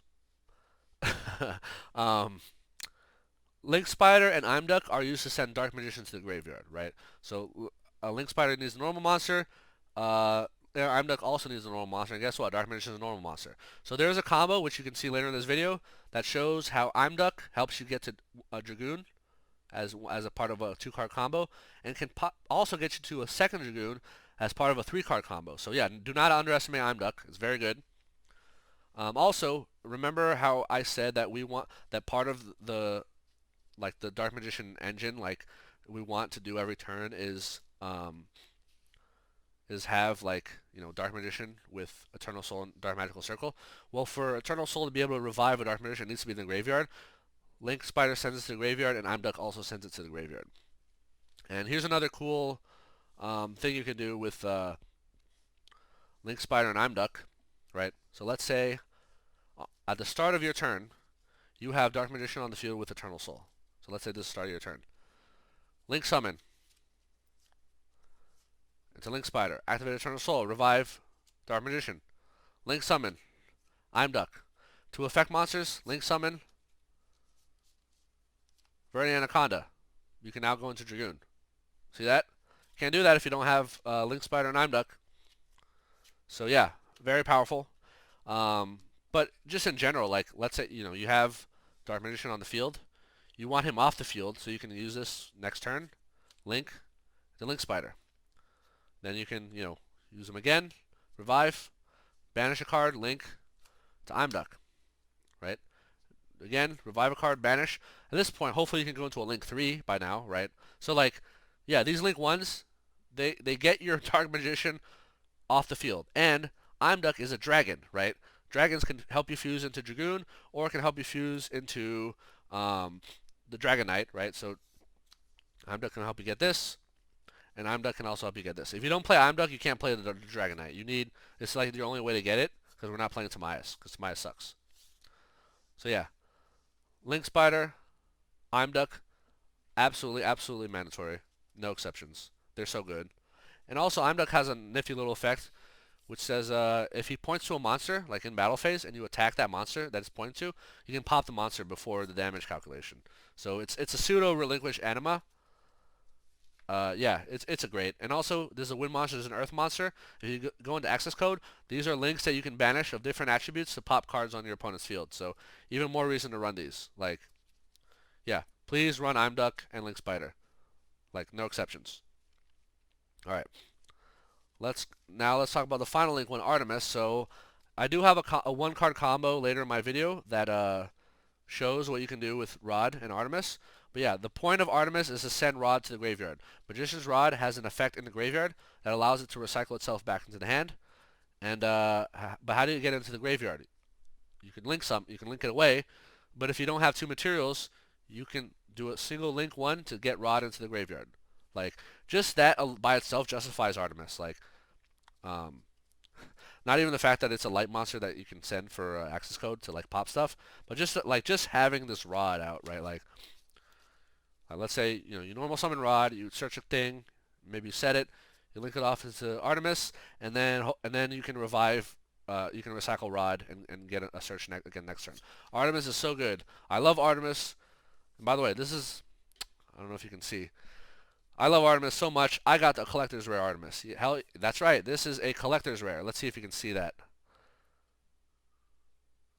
It's hard to...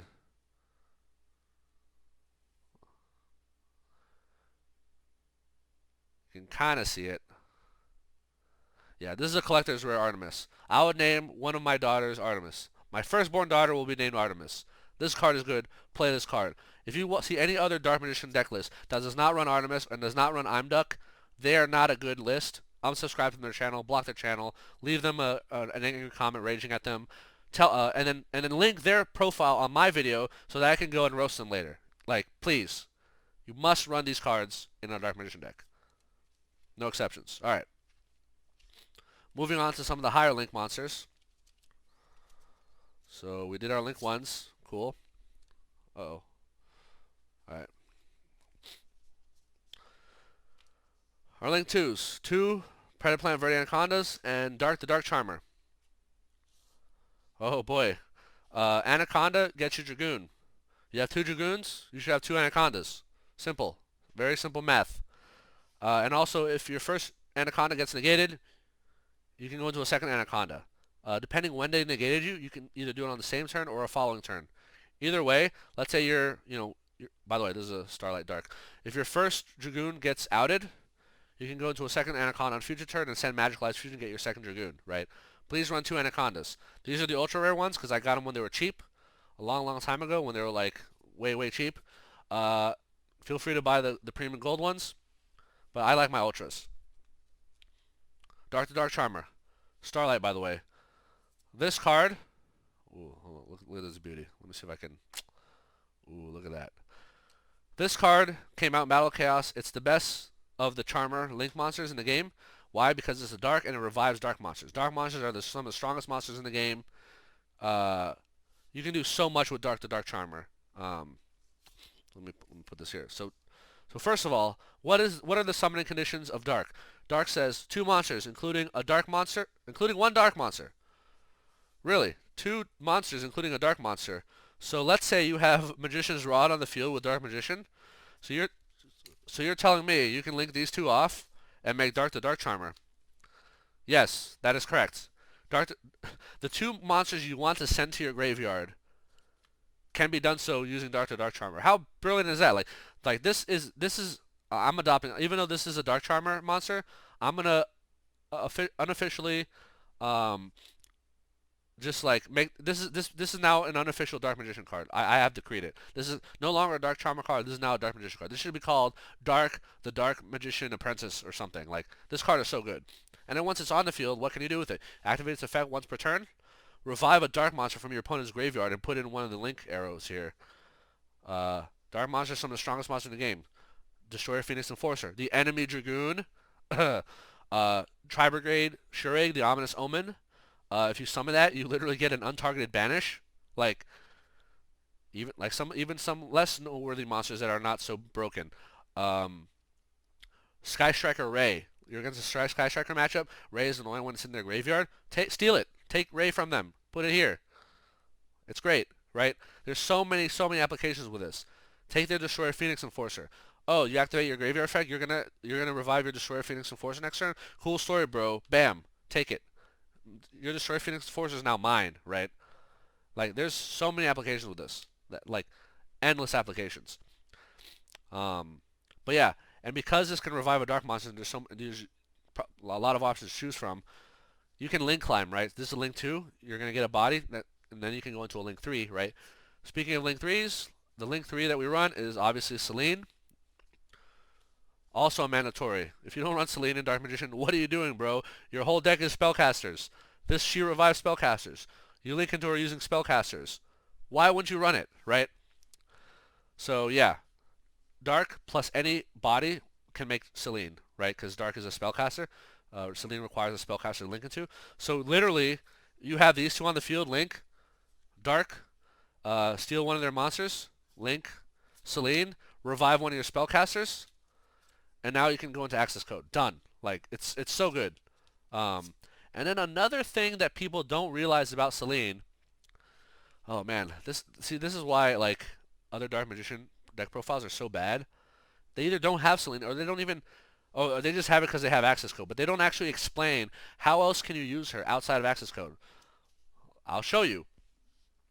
All right, so you put counters on Selene equal to the number of spells on the field and in the graveyards. Minimum, you only need 3. But let's say you get more than 3, right? Selene's effect to revive a spellcaster can be used on any player's turn. Do you hear what I said?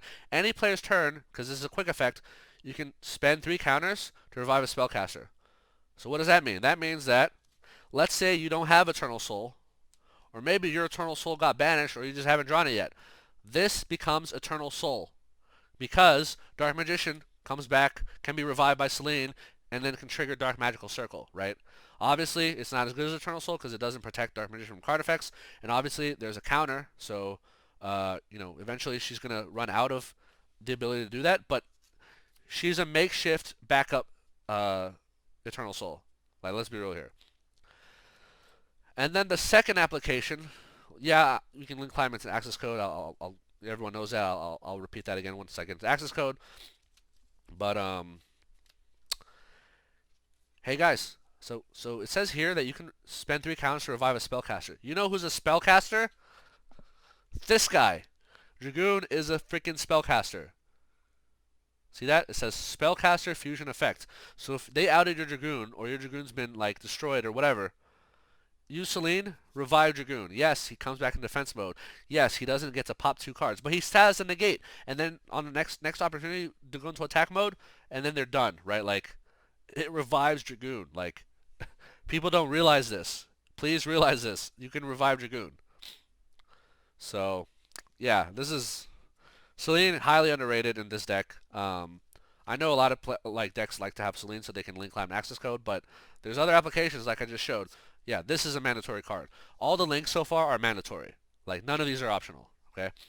And then the final link, of course, is Accesscode Talker. So, I already showed you the link climb, right? 2 bodies make Dark, Dark revives.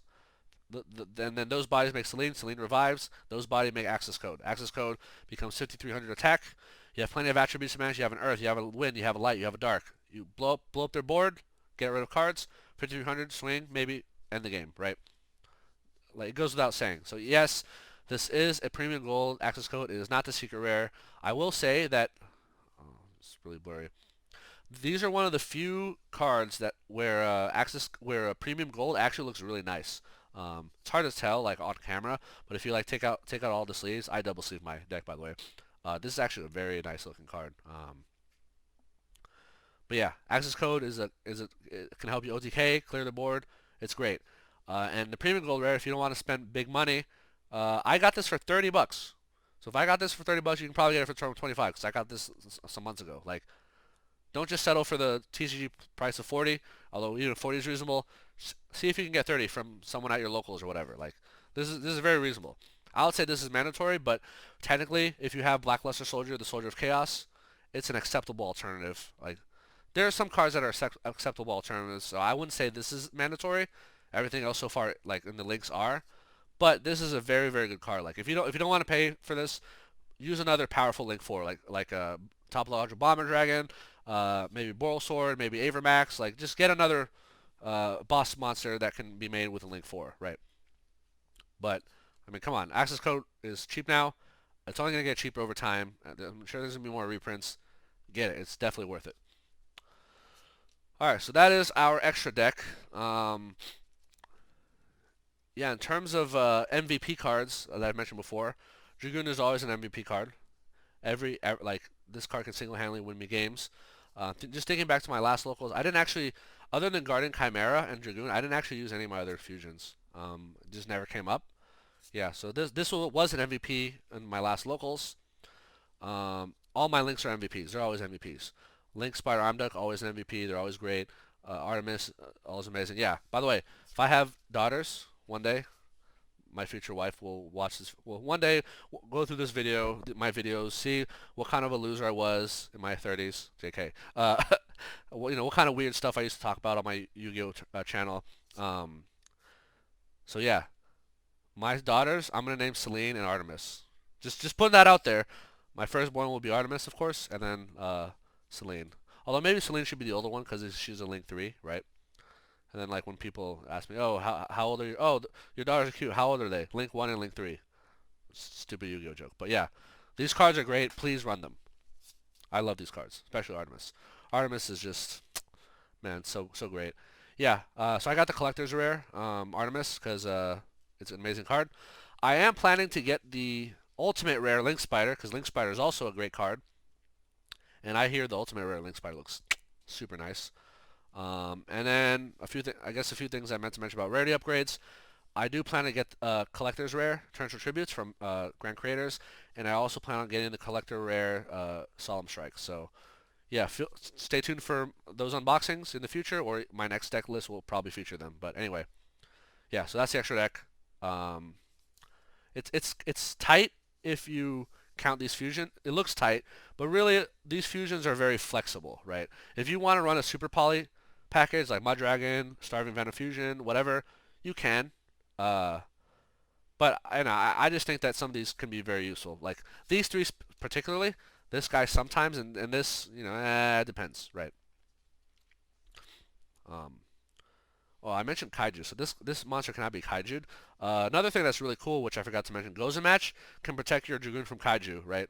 Let's say you have Dragoon, you flip this preemptively. If you know they run Kaijus, or they know they have Lava Golem, and you're stuck on Dharcs, they can only Kaiju you with the Dharc Kaiju. And yeah, the Gozen match can protect your Dragoon from Kaijus, like tributes or whatever. During locals, I was against a B Trooper player, B Trooper DP player, and B Troopers have two searchable Kaijus, I think, because of their engine. They search insects. There's two insect Kaijus. As soon as I saw they try to begin a search, I immediately flipped Gozen match, and he could not Kaiju me. So yeah, forgot to mention Gozen match protects you from Kaijus because you're mostly Dharcs. Another cool thing about Artemis, which I forgot to mention, is you need a light monster to tribute for Master of Chaos, right? You can use Artemis. Artemis is a light monster, and it's a Link 1, right? So you can literally make it off of Rod or Souls. So, whoops. Yeah. So that's the extra deck. Let's put these back.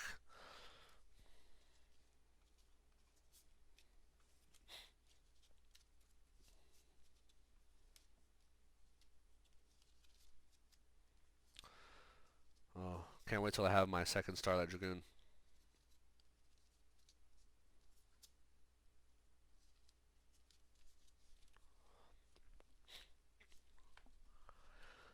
Alright, and let's talk about my side deck.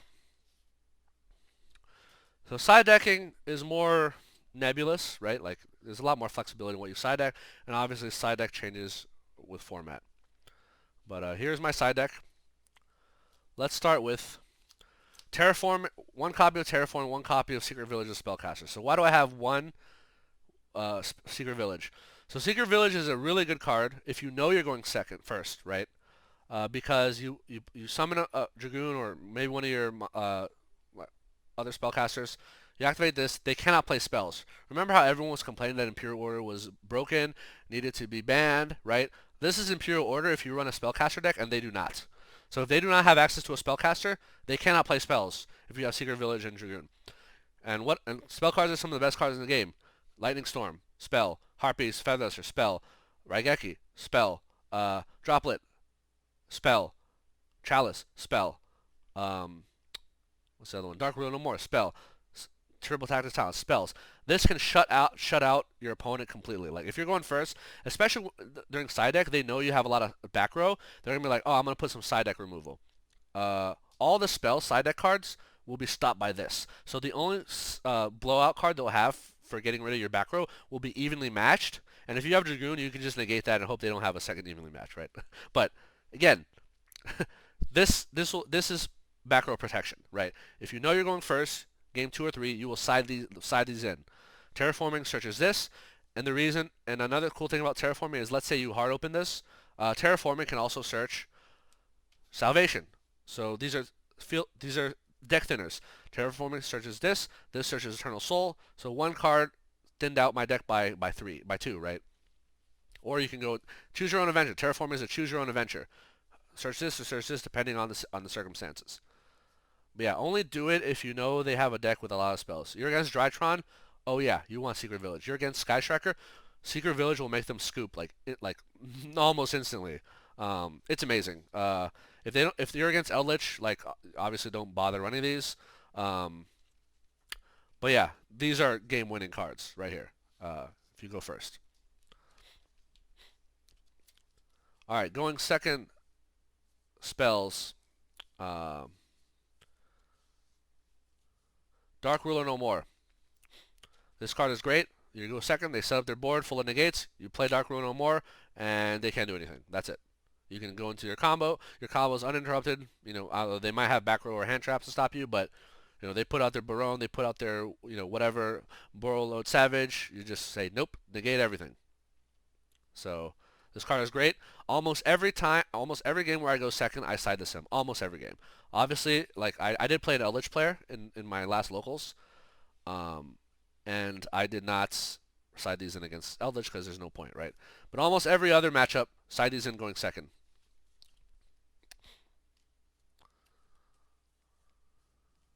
I'm going to skip these spells real quick, and I'm going to talk about Evenly Matched. Evenly Matched is also a going second card. Almost every time I saw Evenly Matched going second, I won. This just blows out their board, right? They had against the Eldritch player on game 2, I evenly matched him, and he was so salty. He did not have judgment. Yeah, nothing you can do about that. The only counters to this is like Royal Decree if they already have it on the field, like judgment, and maybe like Lancia, right? Like, it's really hard to avoid this card. It's so good. If you can actually pull it off. Obviously, you trade your battle phase, but sometimes I would like if you open these 2 cards, going second, their board is done. Their board is donezo. Like, no joke. All right, going first or second cards. Double Cosmic Cyclone. So, if you're against a back row deck, you're against Eldritch, you side these in. You don't need these, but these will be sided in against Eldritch always. Cosmic Cyclone is also amazing against obviously decks like Sky Striker. Obviously decks like any deck that uses the Scythe package, right? Artifact Scythe, you can snipe this. You're against a virtual world player, you can take out their Chuche, right? This has a number of applications. One of the best spell removals in the game. And guess what? If you open both these, you play evenly matched, they banish all cards but one face down. And then you play this and you banish their face down. Their board is completely gone. Everything banished, right? Also against Floowandereeze. You want this against Floowandereeze to get rid of their stupid map, their stupid unexplored winds. You want to snipe their back row. There's a lot of decks where you want to snipe their back row, take them out. So I will say that when I went to locals, I did not have Cosmics in my deck. I instead had what are they called? Ice Dragon's Prison.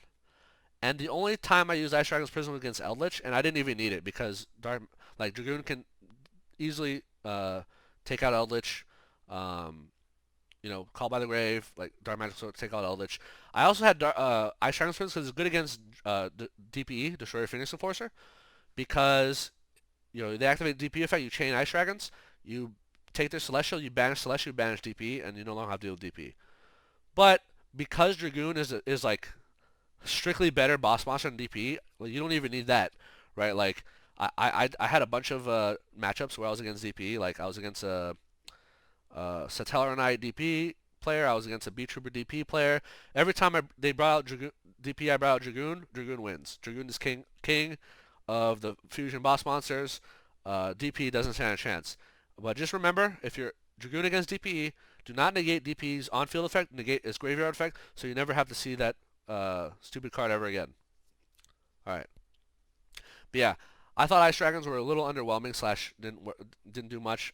I think Cosmics are more important and more effective in the current format. So yeah, 2 Cosmics.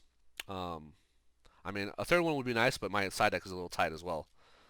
All right, so these 6 here are strictly for going second. This one is for going first or second, and this is only for going first, right? So let's see, going second here, first or second, going first. My remaining cards are also all going first cards. Double Summon Limit, triple Solemn Judgment. And these are ultimate rare Solemn Judgments, baby. Check that out. You can see the set, you can kind of see it in the border and the card art, and then the set number. Bam. I got a play set of ultimate rare Solemn Judgments. All right. These go into your deck when you're going first. Okay? So game 2, game 3, you side these in. Why? Because they know you have back row. These protect against back row clear. And these are pretty much only good going first. And you most of the time you side out Gozen match. If Summon Limit is more effective than Gozen match. So it depends on the matchup. But like going first, Summon Limit is great. As going second, Gozen match is better than Summon Limit. But yeah, in general, when in doubt, like if you're thinking about siding in for going first, these are the 5 you put in. And since we have such a large trap lineup, like feel free to take out, like 3 Torrentials, 2 Gozens for these, right? Like that's literally 5, right? Obviously, if they're hit by Summon Limit and Gozen, maybe you can keep both, right? But yeah, I would say Solemn Judgment absolutely important for going second. Sorry, for going first after siding. Yeah, and then of course these are also going first cards, but these are very matchup dependent. These are good in almost every matchup.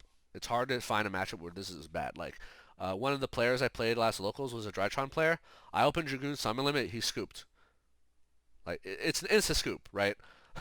Like he sees the Dragoon, okay, maybe I can play the Dragoon. He summons twice, I flip Summon Limit, he scoops instantly. Like Summon Limit is just a win game type of card. And Summon Limit, similar to Skill Drain, can be shut off by Magician's Souls. But also, you don't need, as a Dark Magician player, you don't need to summon that much. Eternal Soul can summon Dark Magician Girl if you have Salvation. That's 2 summons on your opponent's turn. You're at Summon Limit. You're good, right? Like 2 you can you're very fine like summon limiting yourself because these will hurt your opponents way more than it hurts you. You can absolutely play around only summoning twice in a Dark Magician deck. So that's my side deck. Going second, these 6 almost always go in. Going first, these 5 almost always go in, and then these 4 are matchup dependent. So that's my side deck. Obviously, this is going to change with the format. Maybe next format, next ban list, I'll change it. Maybe I'll go to locals and I'll realize, oh, I need this other card, and this will change. So this is the most flexible, but I would say like these are pretty no-brainer. It's hard to argue against Cosmics, and they might say, oh, if you don't like to protect back row or you don't care, like maybe you can get rid of Judgments, or if you don't like Floodgates, like whatever, you can figure it out here. But seriously, I think these 8 are mandatory. Like, and I would even say like even a third Cosmic Cyclone would be really good here if you're unsure. But yeah, so that's my side deck. Summon Limit has been MVP card. These are always MVP cards. If you can actually draw and resolve Secret Village, MVP card. Judgment can come in super, super clutch, right? Similar to Strike, it can stop Access Code, it can stop Zeus, stop summons, not just back row clear.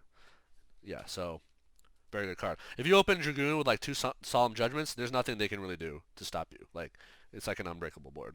So anyway, all right, so that's my side deck. Let me see if I can go over um, some of the things that happened at locals. So I already talked a little bit. So yeah, I played in my locals, which is relatively competitive. There's a former YCS champion there, Brian Chen. He plays there a lot. There's a lot of players there who do compete in YCSs. Um, so it's pretty competitive. So last Saturday we had 29 players, and it was 5 rounds of Swiss,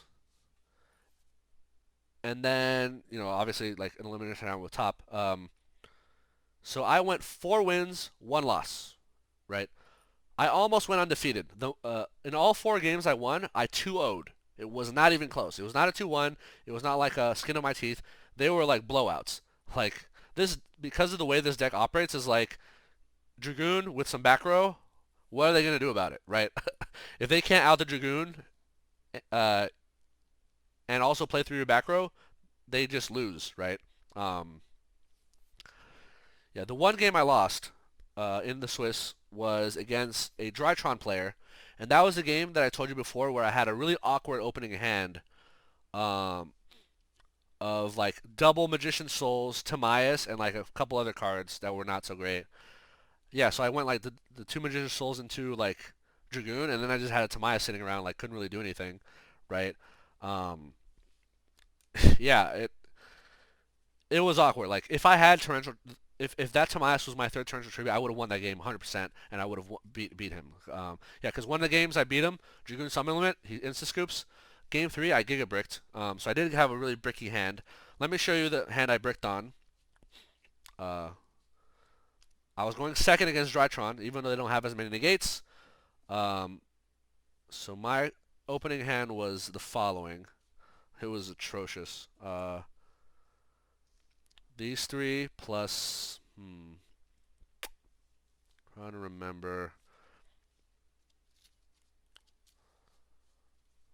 Oh yeah, I opened 2 Dark Ruin No Mores. Like this was really sad. And the final card I opened was. Let me see if I have the picture on my phone.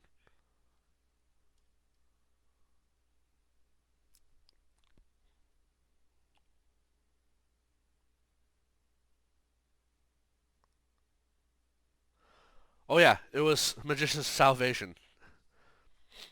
So this was my opening hand against. Okay, so the Drytron board was not that impressive. They had Herald with 2 cards in hand, and none of those cards were fairies. IP Masquerena and like a couple Megalith cards. The only threat on their board was IP Masquerena, and I already had a Dark Ruler. I did not need a second Dark Ruler, but yeah, there was nothing I could do against him at all. Like this was a total brick hand. The only total brick hand I got at that locals and in all my playtests, I never got a hand this atrociously bricky. I think I just shuffled bad or something happened. Like when I was signing these in, I don't know. Like this is just atrocious, right? But if I had like even a single monster, like instead of a second Dark Ruler, if this was Illusion of Chaos, I would have won. If this was literally any of my starter monsters, I would have won. Because I have these, right? Like I have, but I just didn't have anything. And I knew against a Drytron player that um, turn 2, they can almost always reliably OTK with a combination of Boral Sword and uh, Miniona's Drytron Draconids. So yeah, it was like, yo, if I had any other card, I would have played. But I'm like, nah, this is a scoop hand. Like, there's nothing I can do here, right? So yeah, so I'm not saying it's impossible to brick. I'm just saying that this deck is way, way, way, way, way more consistent than it ever was before, despite this really atrocious opening hand that I happen to have this one time. But yeah, it was very unusual. Like, so I lost to Drytron 1-2, but all my other victories were 2-0s, right? Um, so because of that, like, and I think I would have beat him if I had a torrential instead of Timaeus, so I would have gone undefeated. But yeah, so because I ended 4-1, I was ranked 4th out of 29 players. So a top 4 Swiss finishing. It's pretty good. Um, and then when we did go to eliminations, like for like the prizes or whatever, I did end up losing to an adventure Phantom Knights deck because I misplayed. Like I negated the adventure package in the wrong time at the wrong time. I should have negated Fateful Encounter or Fateful Adventure, but instead I had negated the Griffin. So if I had negated Fateful Adventure, he would not have gotten Griffin nor Draco back, right?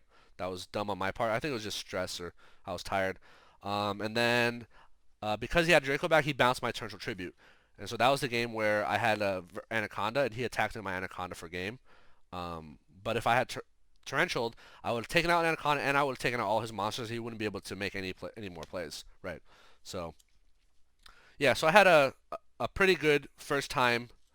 Like again, this was the first time test piloting this deck, and as soon as I got out of there, I immediately took Timaeus out for a third Torrential Tribute. I immediately took Ice Dragons out for Cosmic Cyclones. So yeah, it was. I already made like massive improvements, and I think my next locals I'll do a lot better as well. So, all right, that's the deck profile. I believe I covered everything. There now for this next last part of the video, I'm gonna showcase a number of combos, like 2-card combos, 3-card combos, 1-card combos that you can do with this deck. It's not all the combos available, but it is some of like the most common ones. And I'll also have 3 test hands where I like shuffle the deck and I just draw random 5 cards and I play it out. Hopefully walking you through some of my logic and thought processes what I did. But yeah, so hopefully you'll enjoy that. Alright, so combo number 1. This is your bread and butter Dark Magician combo. It's a 2-card combo, but this is the combo that if you had your way, you would basically pull off and do every single, first turn, right? So it involves Magician's Rod and Magician's Souls. So basically, like recall that the 2 of these, either of these can be searched off Illusion of Chaos, and of course, Illusion of Chaos can be searched off Preparation of Rites. So alright, so first thing we do, normal summon Magician's Rod, activate its effect to search a spell trap that includes Dark Magician in its text. You will search Soul Servant most of the time. This is your top priority search. You don't need this if you already have one in your hand, obviously. But we're not assuming anything about our hand here. But if you already had one in your hand, like you would search Dark Magical Circle or maybe Salvation / Eternal Soul, depending on what pieces of the 3 you were missing, right? But yeah, Soul Servant is your main search, not assuming anything else about our hand. Alright. Then we're going to activate Magician's Soul's effect in hand, send Dark Magician Girl to the graveyard for costs to summon itself to the field. At this point, you can optionally activate a Magician's Soul's effect. And if you want, you can send this card to the graveyard to get a random draw. And of course, any other card you have in your hand, you can also get a random draw off. But I wouldn't recommend. I would recommend holding this one, but it's up to you. Then you link these 2 away into Predaplant, Verde Anaconda. Activate Predaplant, Verde Anaconda's effect. Pay 2,000 life points. Send Red Eyes Fusion to the graveyard from your deck, which will fuse from your deck Red Eyes Black Dragon and Dark Magician to summon your main boss monster, Red Eyes Dark Dragoon. So far it's great. We know this combo. We've already gotten our best monster in the deck, and we've sent 3 of our bricks: Dark Magician, Red Eyes Black Dragon, and Dark Magician goes to the graveyard. Rod is in the graveyard, and his graveyard effect allows him to recycle the hand. And now we have a Soul Servant in hand. So this is another reason why we search this card. It's because Dark Magician go in the graveyard, this card's going to generate us a draw 2, so we're going to get 2 cards off this instead of just 1 if we search one of the other spells. So we're going to activate this, and we're going to stack 1 of 2 cards on top of our deck. We're going to stack either Salvation or Apprentice Illusion. So I usually search Salvation, but sometimes you might want to go for Apprentice Illusion instead. Salvation gives you the ability to make really powerful follow plays and get an OTK on the second turn. Apprentice Illusion is more immediately useful because it can increase your Dragoon's attack by 2,000 during the damage step, so that if they try to swing over your Dragoon, you can stop it. So it's a 3k beater. If you negate once on their turn, it becomes 4k, and if they try to swing over you with Accesscode or another monster over 4k, you have this to make it 6k. So good luck getting over a Dragoon at 6k. So if you're against a deck where you know that they have the ability of making big monsters like right away, like for example, Blue Eyes matchup, you know they're gonna get Alternative Dragon. Alternative Dragon's summon ability does not start a chain. So let's say they just summon Alternative Dragon and like try to crash into your Dragoon and then crash, right? Then you'll lose Dragoon, because you haven't had a chance to use your negate to gain the attack. So maybe in those cases, if you know you're in that matchup, grab Apprentice Illusion. But most of the time, we will be grabbing Magician's Salvation. Alright, so we stack that on top of the deck. We banish this from our graveyard to draw 2 cards. We're going to draw the card we just placed on top, and then on a random card, activate Magician's Salvation to set Eternal Soul directly from our deck to the field. And then we can pass, we have a card to discard for Dragoon Negate, and Eternal Soul will give us the follow-up we need. But basically, Eternal Soul will also generate 2 bodies. These together will get us back Dark Magician Girl on the field, right? So anyway, on your opponent's turn, at some point, usually during the end phase, right, you're going to activate Eternal Soul, use its effect to revive Dark Magician from your graveyard. On resolution, new chain, trigger effect, Salvation, target Dark Magician, to special summon Dark Magician Girl from the graveyard. On resolution, new chain, you'll activate your Magician's Rod trigger effect from the graveyard. So you'll activate Rod, tribute the Dark Magician to salvage Rod from the graveyard back to your hand. So now you have a follow-up play for turn 2, right? Alright, the turn ends, you draw a card. Alright, you normal summon Rod, activate its effect to search. Most of the time you'll be searching a Soul Servant, because again, same logic, you have Dark Magician and Dark Magician Girl in rotation. This will net you 2 cards, right, including one that you want. So, then you're going to activate Soul Servant and stack one of 3 cards on top of your deck. Either you're going to put a Dark Magical Circle, which I do most of the time, or Secrets of Dark Magic, or Magician's Souls. Now, why would you want to stack these? So, like, how do you pick? So, most of the time you want to grab this one because it'll complete your trio, right? You'll have Circle, Eternal Soul, and Dark Magician in rotation. And and then you can use all that to OTK, but also if you can't OTK, just having Circle and Eternal Soul on the field will let you extend out and play out multiple turns and like win the grind game in the end, right? So yeah, that's, you know, one option. Secrets or Magician's Souls are more of a, you just want like raw attack power. It'll just get you more. These 2 will get you more bodies on the field. So these cards are basically like, I want to OTK this turn. So if you think you can OTK this turn, like they don't have back row or something to stop you, then these are the 2 that you probably want to go for. But honestly, you can OTK with just this. So let's do that example, right? So let's say we stack Magical Circle on top, manage to draw 2. This and a random card. Activate Magician's Circle, Dark Magical Circle. Most of the time, you won't find anything on top of your deck, so let's just assume that's the case. All right, what can we do here? Well, we can use Eternal Soul to revive Dark Magician and immediately banish a card on their field. Obviously, we can do that. We could also have 2 pops for Dragoon on monsters that can burn for damage. But there's a few ways you can go about this. You can either make a second Dragoon, or you can go into Accesscode. You can't do both.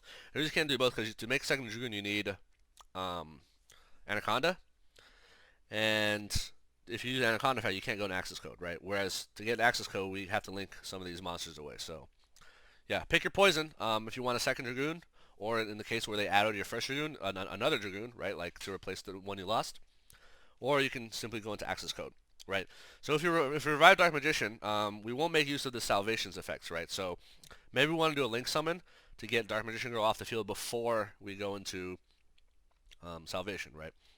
But let's just do an example. Let's say that we link Rod and Magician Girl to the graveyard for, let's say, Dark the Dark Charmer. So this is not very optimal because, because he doesn't point to a monster zone, like we can't actually use this effect to revive a monster, but, it's an 1850 beater, right? And then you can activate Eternal Soul, which will bring back both Dark Magician and Dark Magician Girl because of Salvation, right? So Dark Magician, trigger, Dark Magician Girl. So you have a lot more bodies on the field, right? So if you can swing for game with just this, you're pretty much done. But at this point, we can also just go into Accesscode, right? To get to Accesscode to the highest attack possible, we will link Anaconda away, and let's link away with Dark Magician to make Selene. Selene will give you 3 counters, assuming there's 3 spells, 1 spell, 2 spell, and then 3 spells, right? So you do have 3 spells. Activate Selene to revive Spellcaster. You can revive whoever you want. You can revive Magician's Souls if you want. Magician's Souls here will you can optionally use Magician Souls to send some cards to the graveyard either from your hand or from here to draw some cards, right? But in any case, you're going to link these two away into Accesscode Talker, right?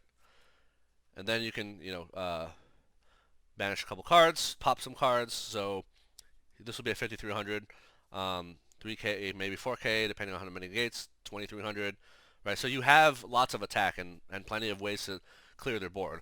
And if they're still alive, you still have these on their turn, right? Plus your Dragoon negate. Yeah, I'd be really surprised if you cannot OTK, right?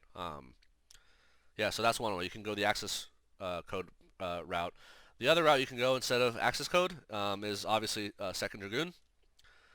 So with second Dragoon, let's rewind back to when we had Anaconda here. So instead of going into Selene, oh, we also had a Rod, I believe. Yeah. No, Rod was... No, we were here, actually. Instead of going into Selene, you can activate Anaconda, send Magicalized Fusion to the graveyard to banish this to summon a second Dharc Dragoon. Now, no one might think, well, that's slightly suboptimal because you could have done things a little bit more optimally. So yeah, so one thing I would have optimized this before I did that was, before I sent Magicalized, so unfortunately the link arrows here, I kind of messed up a little bit. So I would have I should have put Dragoon in this column so that this link arrow is available, because then I can link Dark Magician into, for example, Link Spider, and then use Anaconda to send Magicalized Fusion, right? Because that way, you'll have an extra body on the field, and Dark Magician will get banished from the graveyard instead, right? So that's one thing you could have done. And actually, obviously this will get you a Dragoon, right? But actually, you can do even more than this, right? You actually have enough links to go into a second Dragoon and access code, if you think about it, right? So let's see what that would look like. So you just need, you don't even have to make Selene, right? But you can with Dharc and Link Spider. You can make Selene here, just to get a link 3 on the board, right? And then you can link and obviously you can't use Selene's revive effect, right? So we're holding Anaconda field because we still want to use its effect to fusion summon. So you just link these two away into access code.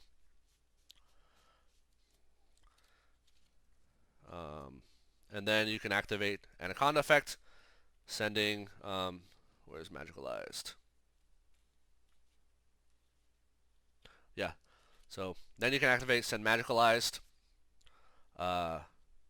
banish the Red Eyes, banish the Dark Magician, and then get your second Dragoon on the field, right? So, if they're not dead, like, they should be super dead at this point. Like, there's, I don't know.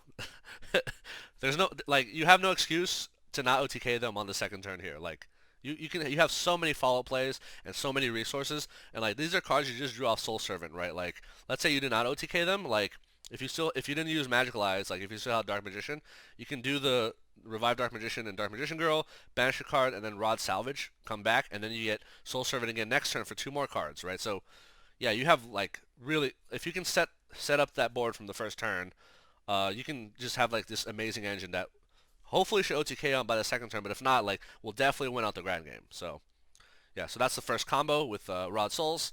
Every combo you see after this is slightly worse, less ideal, but also some of them might be combos that lead you to Rod Souls anyway. So, alright, so here we have combo number 2, which involves Magician's Rod and Upstart Goblin. Okay, Upstart Goblin unfortunately is a one of.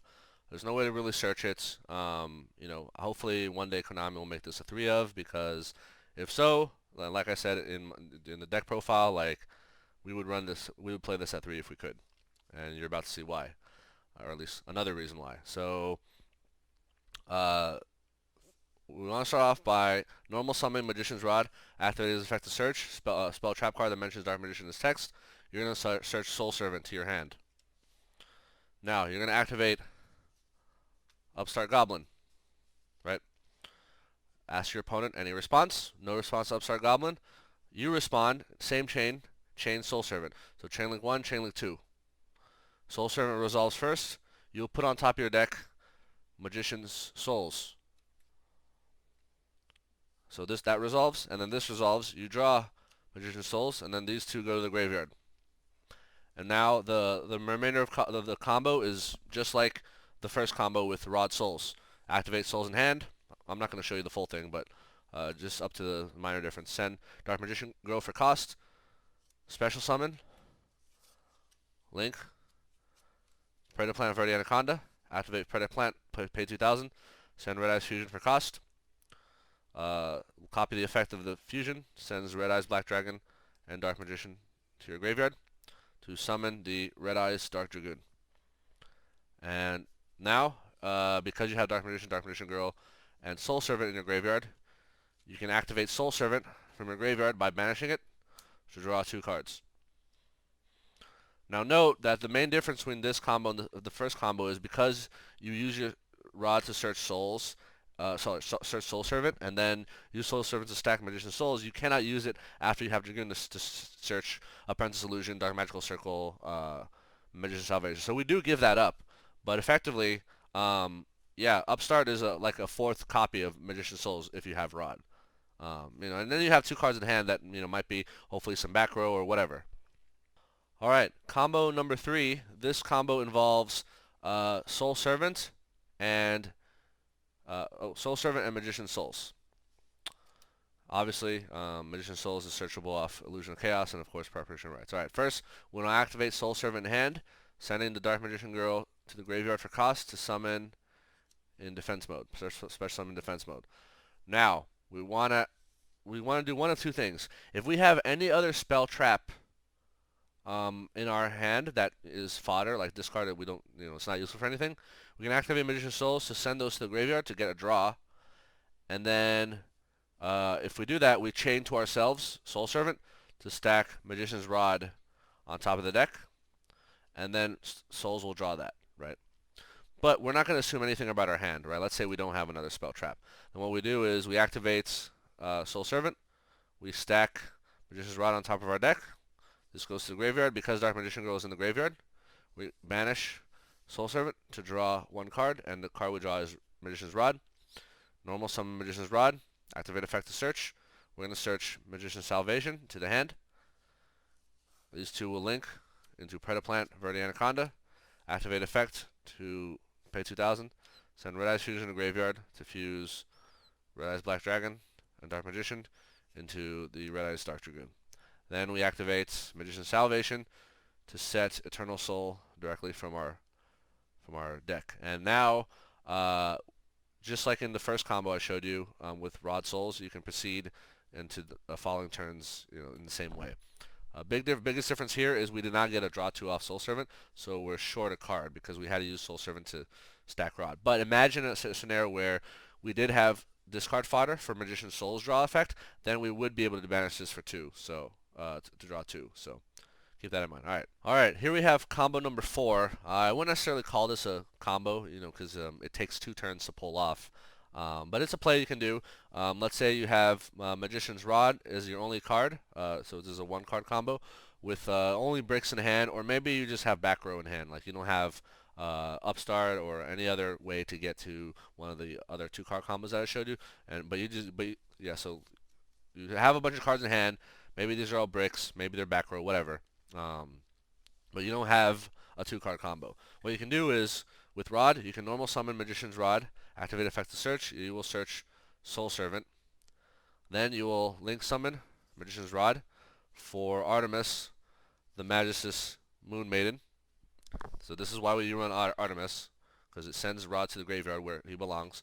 And then we want to set Soul Servant and pass for a turn. Now your opponent's going to do their turn. Hopefully they don't OTK you, but at some point during your opponent's turn, it can be in the draw phase, it can be in the end phase, whatever, you'll activate Soul Servant because it's a quick play, and you're going to stack to the top of your deck Magician Souls. So Magician Souls will go on the top of your deck here, and it will be stacked, so it will be your next draw. On resolution of this chain, this goes to the graveyard. You can activate Magician's Rod effect in hand in the graveyard to tribute Artemis, to recycle Magician's Rod back to your hand. Okay? And then, so let's say this is during your end phase, like whatever. And then on your turn, you will draw Magician Souls. And then at this point, you can already proceed from here with the first 2-card combo with Rod Souls.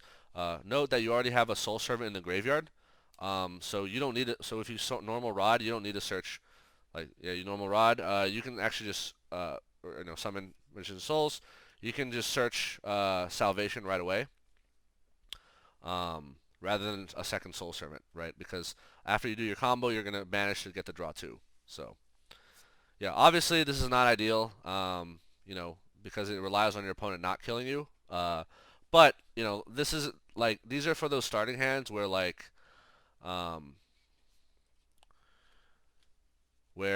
rest of your hand is just all back row or just like not playable monsters, right? So here's an example hand, right? Let's say this is your opening hand. Do you think you can survive one turn with this back row, like your opponent's turn? I think you can. So the example here would be normal summon Rod, search your Soul Servant, set everything, right? On your, link this to Artemis, pass for turn, right? On your opponent's turn, they do their plays. Maybe you activate Skill Drain to interrupt them. Maybe you Solemn Strike some stuff. Maybe you activate Torrential, like whatever. Okay, I'm just gonna say we activate Skill Drain because Skill Drain is pretty good at ending your opponent's turn. So Skill Drain at 3. This is why it's at 3. Anyway, at some point during their turn, right, you can activate Soul Servant, stack Magician's Souls on top of the deck. On resolution of that chain, activate Rod, tribute Artemis, recycle Rod back to the hand, right? On your turn, you draw Magician Souls. Now, wait, what about Skill Drain? How are we going to make Dragoon off Skill Drain? Easy. So you activate Magician Souls in hand. You send Dark Magician Girl to the graveyard for cost. Summon Magician Souls. Skill Drain negates the effects of monsters on the field. It does not prevent them from activating their effect and paying costs. So you're going to activate Magician Souls effect on field, paying the cost. And for cost, you're going to send Skill Drain to draw a card. Skill Drain is off the field, and now you can proceed with your 2-card combo with Rod, right? Keeping in mind that you already have a Soul Servant in the graveyard, and you're going to get your draw 2. So, yeah, and then the rest of the turn proceeds as with the first combo. So, yeah, so if you have a lone Rod in hand and no other monsters and just have back row or maybe bricks, fret not. He will give you a second turn Dragoon, right? And also, I was showing an example of like if you do have a back row like Skill Drain, how do you unskill drain yourself? Magician Souls, that's how. Combo number 5. So this is in those really awkward scenarios where you open Magicalized Fusion in hand. So we run a single copy of this because we want to send it off Anaconda to make Quintet Magician or a second Dragoon or whatever, right? We usually want this to stay in our deck. We don't want to see this in our hand. But this leads to an interesting interaction that we can make use of if we also have Magician Souls. And recall that Magician Souls can be searched off Illusion of Chaos, which can also be searched off of Preparation of Rites. So first what we're going to do is we're going to activate Magician Souls in hand, sending the Dark Magician to the graveyard as cost. Then we're not going to special summon Souls. We're going to send Souls to the graveyard to special summon the Dark Magician. So we special summon the Dark Magician from the graveyard. And now what we do is we link one Dark Magician into Imduck, the World Chalice Dragon. And now we activate Magicalized Fusion, fusing the Imduck in our honor field with the Dark Magician in the graveyard. They get banished, unfortunately, but this will give us the Red Eyes Dark Dragoon. And because we fuse with Imduck rather than Red Eyes Black Dragon, Red Eyes Dark Dragoon will only have a single pop, but that's okay. It sucks that we banish the Dark Magician, but again, this is why we run 2 Dark Magicians. We still have one in the deck, so it's okay.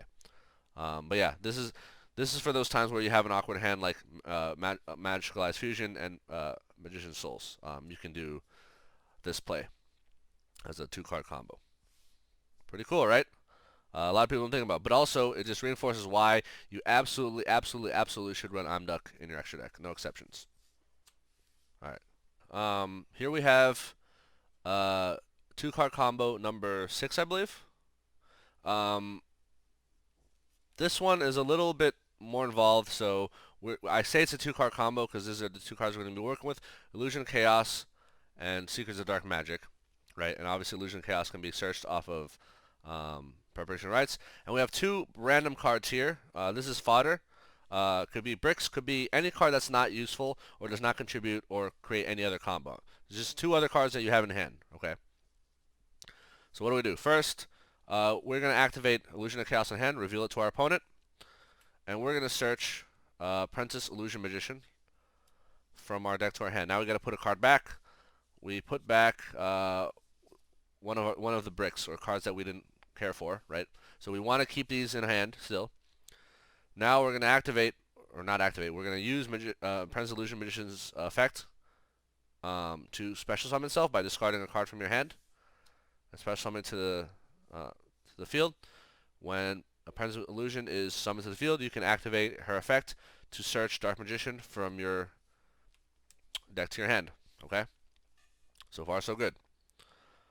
Now, we're going to activate Secrets of Dark Magic, fusing Dark Magician and Illusion of Chaos into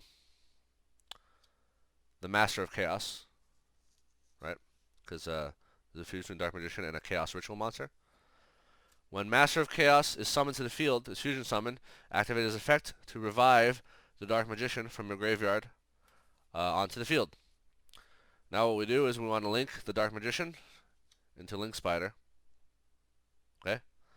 And now we link Link Spider and Apprentice Illusion Magician into Predaplant Verde Anaconda. Now, the reason we had to go into Link Spider is because Predaplant requires effect monsters. Dark Magician is a normal monster, so we turn him into an effect monster with Link Spider.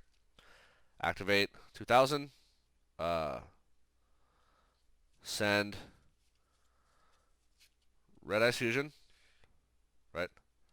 Red Eyes Black Dragon, and of course our Dark Magician, the other one from the deck to summon the Red Eyes Dark Dragoon.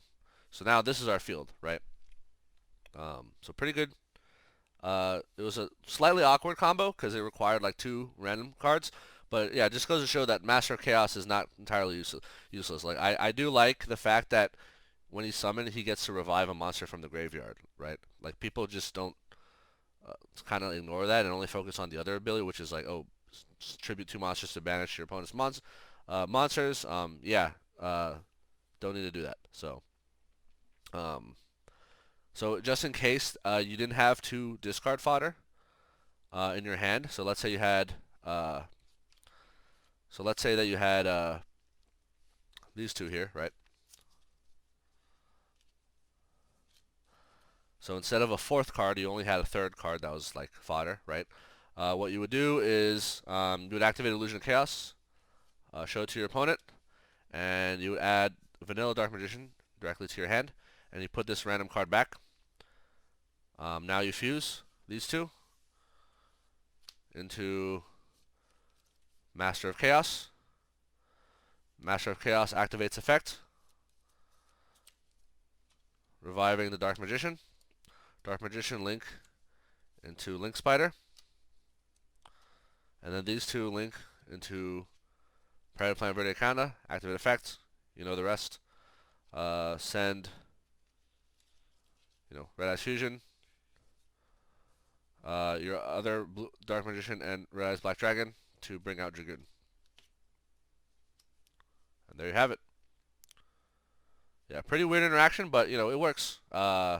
And it's obviously better if you do the first route through Apprentice Illusion, because you actually end the board with another 3K beater. But yeah, your main goal here is to get to Dragoon. He's your main boss monsters, and he has like protection and negate. So it's okay that like in this case that we sacrifice Master of Chaos just to bring him out.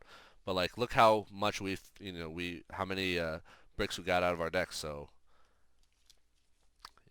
yeah, Secrets of Dark Magic can be pretty useful. A lot of people underestimate. Two card combo number 6. I say two card combo. Why do you see 4 cards? Because any combination of any two of these monsters can make a Dragoon, right? So you already know about Rod Souls. I'm not going to show that again. But let's say instead of Rod Souls, we had double Souls, right? Normal summon 1 Souls. After they affect the second Soul, send Dark Magician Girl. Summon the second Souls. Anaconda Dragoon. Bam, right? Obviously, downside, we don't get a search for Soul Servant for the draw 2. We don't get to search anything. But yeah, any combination of 2 effect monsters will do it for you, right? Apprentice Illusion and Souls, right? Send Dark Magician Girl. Summon, special summon. Send another card from your hand, special summon. Anaconda Dragoon, right? And of course, should go without saying, that's Magician's Rod, Apprentice. This is, of the non-Rod Souls varieties, this is probably the better hand, simply because you get a search from Rod, and Rod will end up in your graveyard, which will allow you to salvage them for the following turn, and you have more follow-up. So send another card, special summon. You know, you can search the Dark Magician, like, every time you search Apprentice Illusion, you can search the Dark Magician. So, and then you can normal summon this, grab your so, well, since we're not going to get a draw 2 unless the card we discarded for her was Dark Magician Girl, then you should grab just Salvation right off the bat. If we did discard Dark Magician Girl, then grab Soul Servant for the draw 2. Yeah, and then, once again, we can make Anaconda, activate, Red Fusion, Dragoon. And now we have Rod in our graveyard and Salvation in hand, right? So, that's combo 7. You know, it's not a specific combo, just like, one of those obvious things like, any 2 effect monsters will get you this Dragoon, Anaconda Dragoon board. Combo number 8. So, very straightforward 1-card combo. Anyone can do this. It's the easiest combo in the deck. I wouldn't even call it a combo because it's literally 1 card. Red Eyes Fusion. There's a reason we run 3 of these in our deck. Here's why. Activate Red Eyes Fusion. Send Red Eyes Black Dragon, a brick, from deck to graveyard. Send Dark Magician, a brick, from deck to graveyard. Special summon Red Eyes Dark Dragoon, the strongest monster in our deck. Done. That's it. Hopefully you have Backrow and other cards to go along with Dragoon to protect it, right? Or to have more interruptions on your opponent's turn. But yeah, this is why we run 3 of these. It's literally a single card, like, boss monster. Unbricks, removes 2 bricks from your decks, summons your boss monster. What else do you want? Very straightforward. Here we have combo number 9. This is a 3-card combo. This is for when you have like those really weird looking hands where you're like, what the F do I do with these hands? Like, what the hell can I possibly make with this hand, right? Here we have 2 Soul Servants. Remember, Soul Servant does nothing except put cards on top of the deck. It only actually gets you the cards if you have like Dark Magician Girl in the graveyard, right? Or the field. So what the hell are these 2 by themselves going to do? And what about Upstart Goblin, right? So what if I told you that this right here is full combo? Seriously, check this out. So first, what you want to do is you want to activate Upstart Goblin. Ask for response. Pretty sure they're not going to ask you because it's Upstart. Chain to yourself, Soul Servant. What are you going to stack on top of your deck? You're going to stack Magician Souls. You draw Magician Souls. You're already at full combo. Remember combo, I believe it was number 4? Let's see. Or 3? Whatever. Souls and Servant get you everything else, right? Just to reiterate, activate Magician Souls, send Dark Magician Girl, special summon. Now you can either activate Soul's effect to send another card from your hand to get a draw, and then chain Soul Servant, or you can just activate Soul Servant, stack Rod on top of your deck. This goes here. Dark Magician goes in your graveyard. You banish. You draw 1, and now you have Rod. Rod Souls is full combo. Normal Rod, search, and proceed from there.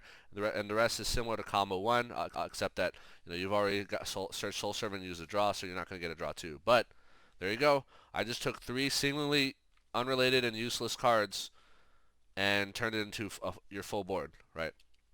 this is combo number 10, and the final combo I'll be showing you. It's a 3-card combo, so just because it's the final combo I'll be showing you doesn't mean these are all the possible plays you can possibly make. No, there's definitely other plays that you can make, like, and even, if you think about some of the other combos that I showed you, most of them can be achieved by simply combining, like, for example, Upstart Goblin and Soul Servant, right? Like, because Upstart Goblin will draw any card Soul Servant stacks, and Soul Servant can stack like any Dark Magician card, like Monster, Spell, Trap, right? So, yeah. So if you ever see these two in your opening hand or in the hand together, just know that they can get you to maybe this combo, maybe one of the other combos.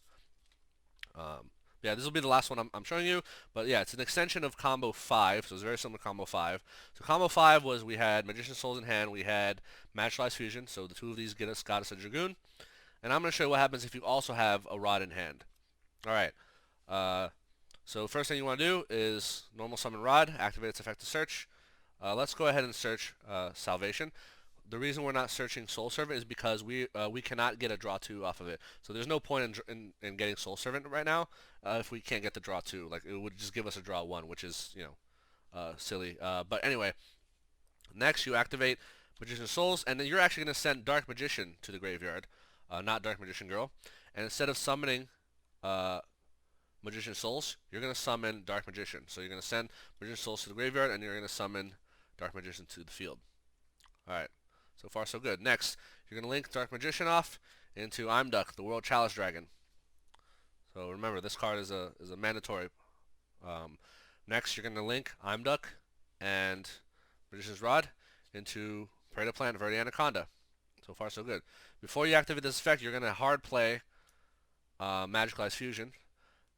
You're going to banish, which will fuse from the graveyard, banish Dark Magician and Imduck to summon Red Eyes Dark Dragoon.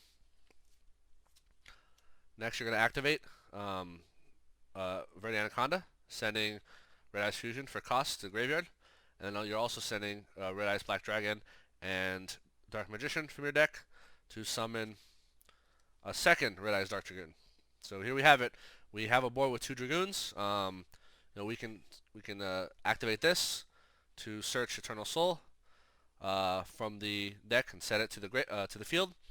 And now we have, like in Combo 1, Rod and Graveyard, we have Dark Magician, but we don't have Dark Magician Girl, unfortunately. So, but yeah, obviously, for 2 Dragoons to even make sense, you should have 2 other cards in hand, so that you can discard.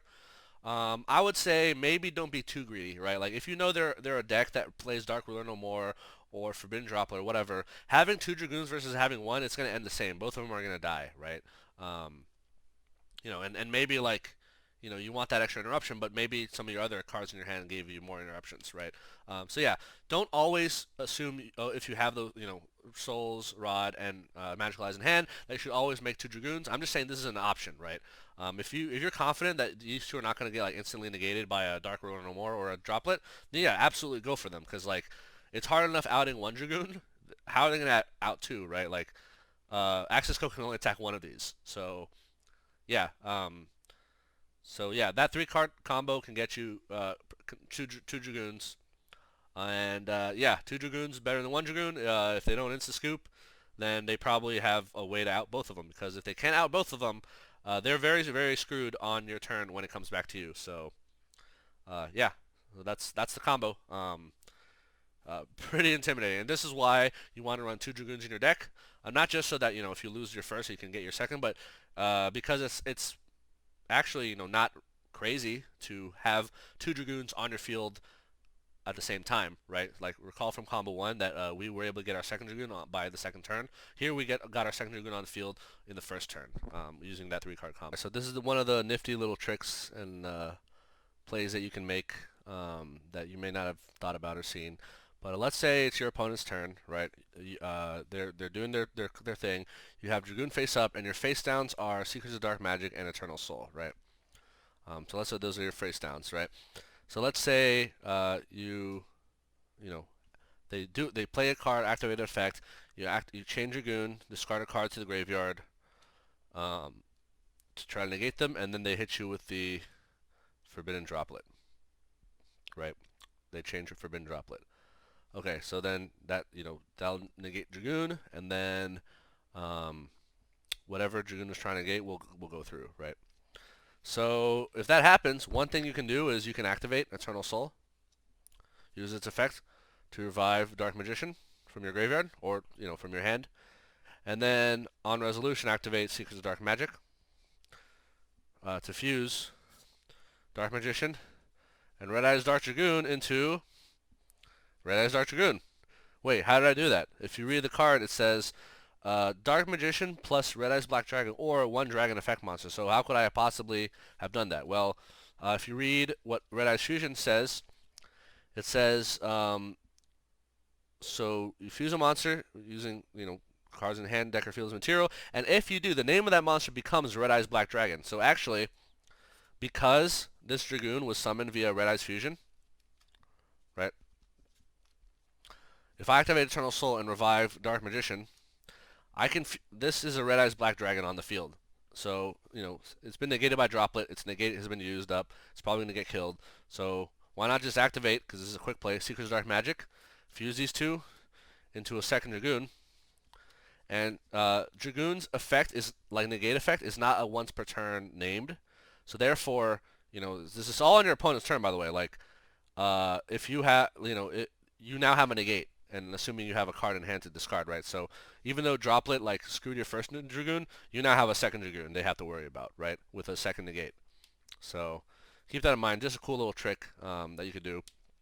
And technically, so let's rewind a little bit to the first Dragoon.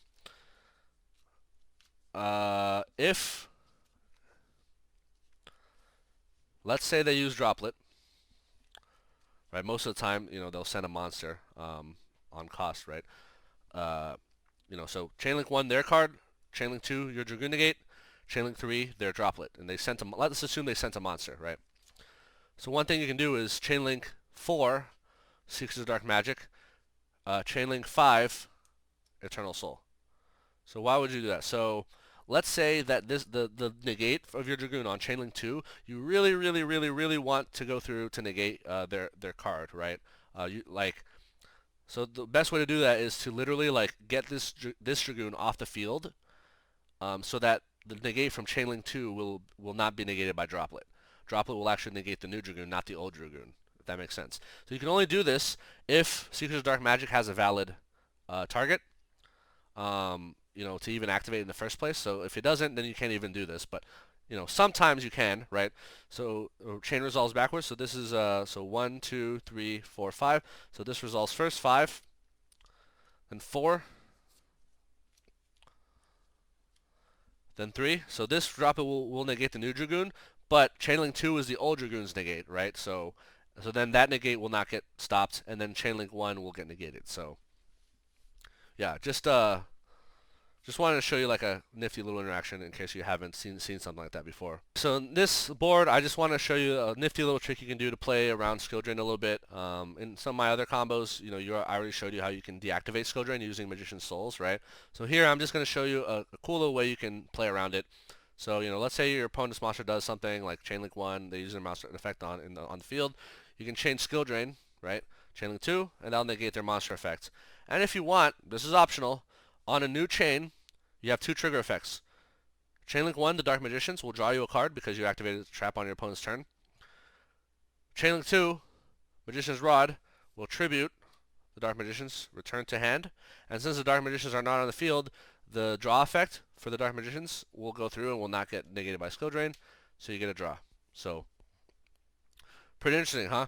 Yeah, I just wanted to show that interesting little interaction that doesn't come up often, but if you really want to get a draw or whatever, that's something you can do. You can use Magician Rod's like tribute effect on a new chain to get your effect monster off the field. In this one, I'm going to show you an interesting little interaction, basically making sure that you are properly chain blocking, right?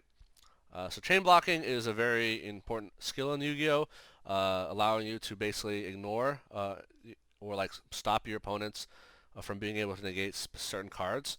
So the easiest way to set up a chain block system is with Circle Eternal Soul in hand on the field. Although technically you don't need Circle, like Eternal Soul can already start this.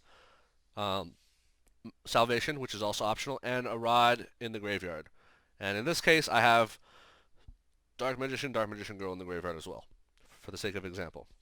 So, alright, your opponent's turn. Your opponent does something, you activate Eternal Soul. Okay? Um, Eternal Soul will special summon Dark Magician from the graveyard, in this case. Now that a Dark Magician has been summoned, you have 3 trigger effects. You have Dark Magical Circle. And actually, let's go even further. Let's say we also have the Dark Magicians. Yeah, let's say we put Dark Magician Girl in the graveyard using Secrets of Dark Magic. All right. So we use Eternal Soul, revive Dark Magician. Now we have 1, 2, 3, 4 trigger effects. Okay. All right. So what order do you want to do this? Well, this trigger effect draws us a card, so it can be ashed. This effect is a banish, but it's also on a continuous spell, so they can use Ghost Ogre on it. This is a monster effect, so they can use Appaloosa or Ghost Spell on it. Actually, can I use Ghost Spell? I don't know if they can use Ghost Spell. I'll have to double check that. And this card can definitely be Ghost Spell because it revives a monster from the graveyard. So yeah, so on your opponent's turn, Eternal Soul, you activate Eternal Soul, summon Dark Magician.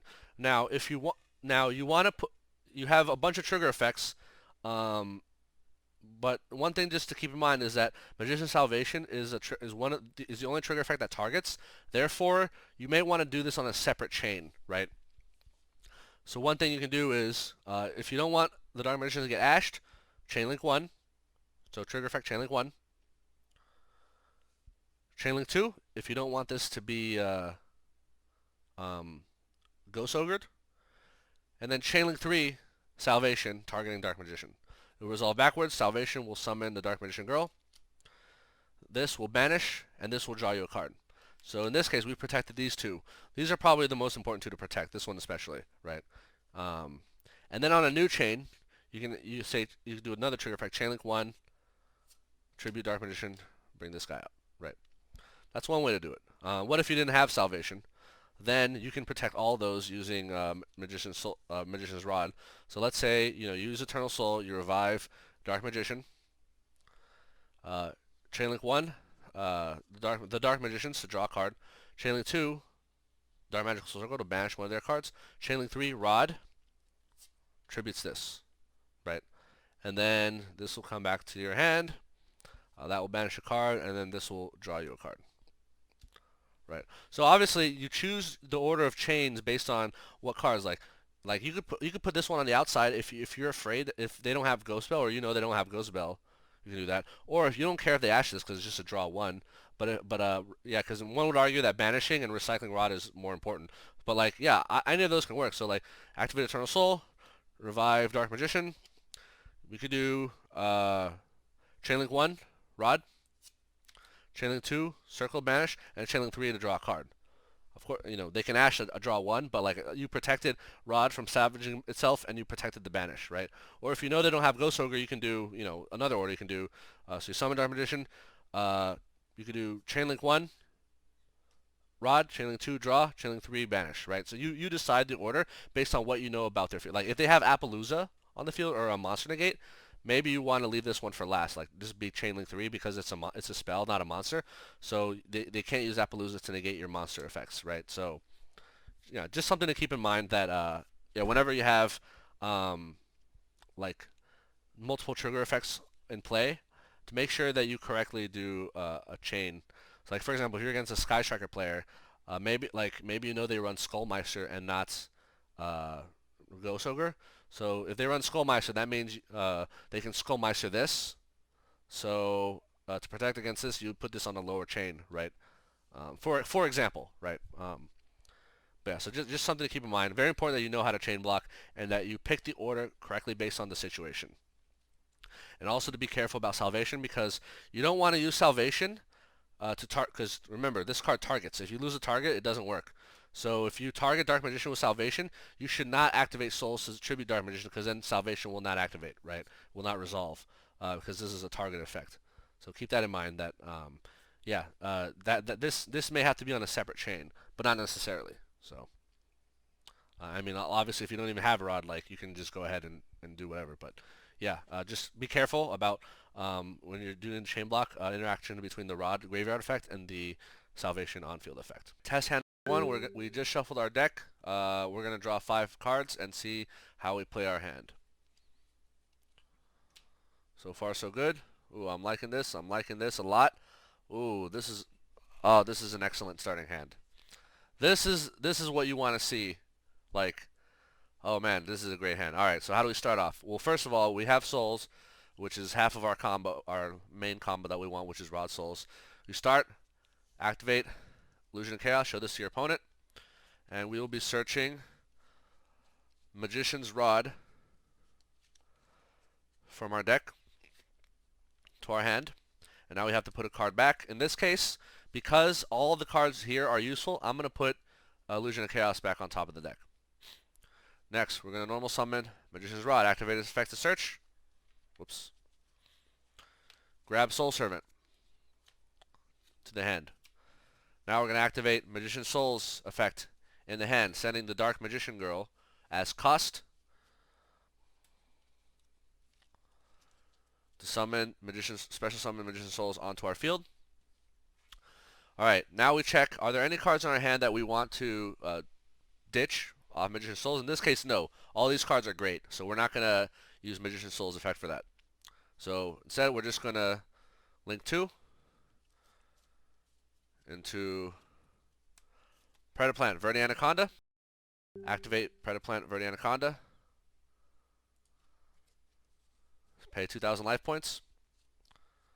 Send Red Eyes Fusion to the graveyard.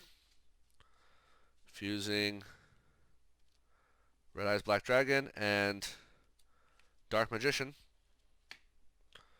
to summon the Red Eyes Dark Dragoon. Great. Now what? Now we're going to activate Soul Servant, and we're going to, because we have Eternal Soul already, we're going to stack Dark Magical Circle on top of our deck. So here's Dark Magical Circle. In this case, we do have to shuffle because, you know, we will be drawing this card along with a random card. So we stack this card on top of the deck. This goes to the graveyard. We banish this to draw 2. We're going to draw Dark Magical Circle and Preparation Rites. Oh, look at that. Now, what we can do is we can either activate Preparation of Rites to get. So let's do that. So let's activate Preparation of Rites, and we're gonna grab Illusion of Chaos to our hand. Now, why are we doing this? Because follow up for the next turn, right? I mean, it's possible that Illusion of Chaos ends up being discard fodder for Dragoon Negate. But if not, next turn, we have Illusion of Chaos, and we can search whatever monster our heart desires, right?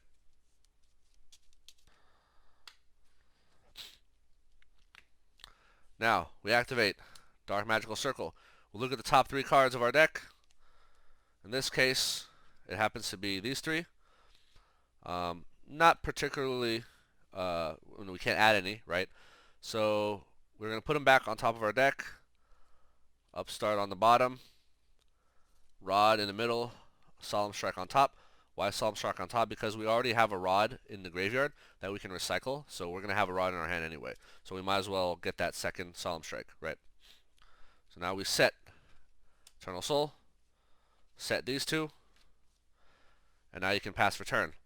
So going to our opponent's turn, how many interruptions we have? We have a Dragoon Negate, that's 1. We have Eternal Soul combo with Dark Magical Circle that for a target advantage, that's 2. We have Solemn Strike, that's 3. And we have Skill Drain, which is like kind of the last resort. We don't want to Skill Drain our Dragoon, obviously. We want to do all this before we resort in Skill Drain. But 4 interruptions going into our opponent's turn. And you might say, oh, won't we lose if we Dragoon Negate? Won't we lose our Illusion of Chaos? Not necessarily, because if we do use Eternal Soul to bring back Dark Magician, we get a banish, but then we can immediately activate Magician's Rod in the graveyard, send Dark Magician to salvage this back. So then when Dragoon does negate, instead of discarding Illusion, we can discard Rod because illusion can search rod next turn, right? So we will have our rod no matter what. So yeah, 4 interruption board. This is great. Test hand number 2. Let's see what 5 cards we draw this time.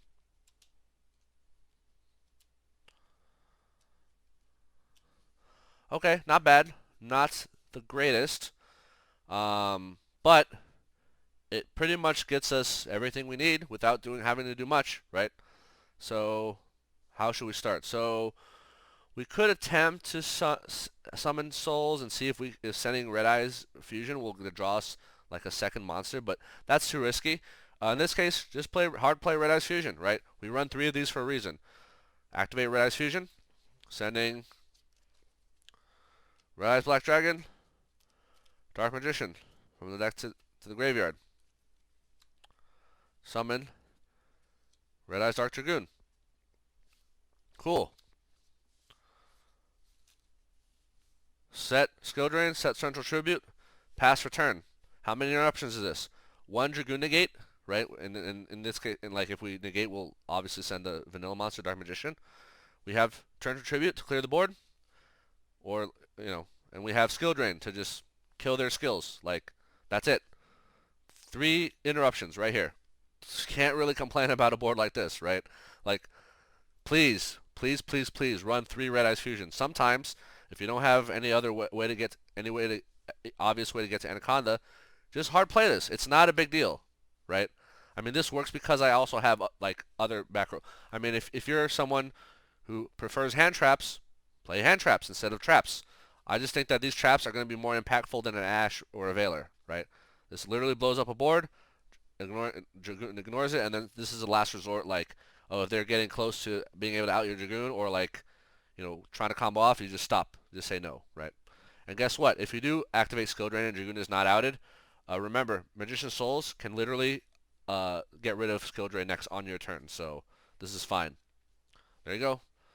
Very simple. You don't have to spend 30 minutes, 20 minutes going through half your deck just to get a pretty good board. You got a pretty good board just like that. Here's test hand number 3. Let's see what Lady Luck deals us this time. Okay. So far, not great. Okay. So this is what we have to play with. Alright. Okay. So this is not great. Obviously, you don't want to see Dark Magician Girl in your hand most of the time. But, because she's a brick. But, we do have Secrets of Dark Magic, so we can sort of unbrick our hand a little bit. So Secrets of Dark Magic is underrated because, it can unbrick our hand in some situations. So let's see how I would play this. So first, I'm going to start by normal summoning Rod, activate its effect to search. And I'm going to search Magician's Salvation here. Okay, so to our hand. Okay. Then, let's see. I'm going to activate Seekers of Dark Magic to fuse Dark Magician Girl and Magician's Rod into the Dark Magicians. Alright. Cool. So now what? So now I'm going to activate Soul Servant. Yeah, I'm going to activate Soul Servant here. And I'm going to stack from my deck Magician Souls. I'm not going to shuffle because you'll see why. So this will go on top of my deck. Because I activated a spell trap effect, I get to, in a new chain, I'm going to activate the Dark Magicians to get a free draw. And I draw the Magician Souls that I just stacked on my deck, okay? Now let's activate Magician Souls, sending Dark Magician for cost. And let's summon Magician Souls onto the field. Okay, so at this point I have a few options. I could activate with 2 bodies. This is going to go into Anaconda, right? But I'm wondering if I should activate Magician's Salvation first to get Eternal Soul, and then getting it, and then using Magician's Souls to draw off of this, right? Because if not, we will get a draw too, because we have Servant with Dark Magician Girl and Dark Magician Graveyard. So we'll get 2 random cards, and then, but with Magician's Soul we could get a 3rd card that might be better than Salvation. So. Just because I don't like leaving things to chance. I want to increase my chance of getting another back row. I'm gonna go ahead and activate Salvation now to set Eternal Soul to my field. Okay. Oh, I should shuffle this because I'm about to draw. So hopefully, when I activate Magician's Souls to send Salvation to the graveyard here, I'll be able to draw a back row card, hopefully. But maybe not. But I'd like to end my board with at least 3 interruptions. We have 2 interruptions, right? Gozen matches an interruption, and obviously when we make Dragoon, that's going to be another interruption. But I want to see if I can fish for a 3rd interruption, right?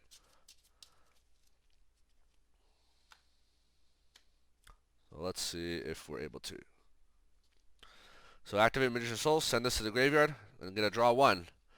Okay, Magician's Rod, not great, but that's okay because we're still going to get 2 more draws. So I'm going to link these 2 to the graveyard for Preda Plant, Verdi Anaconda.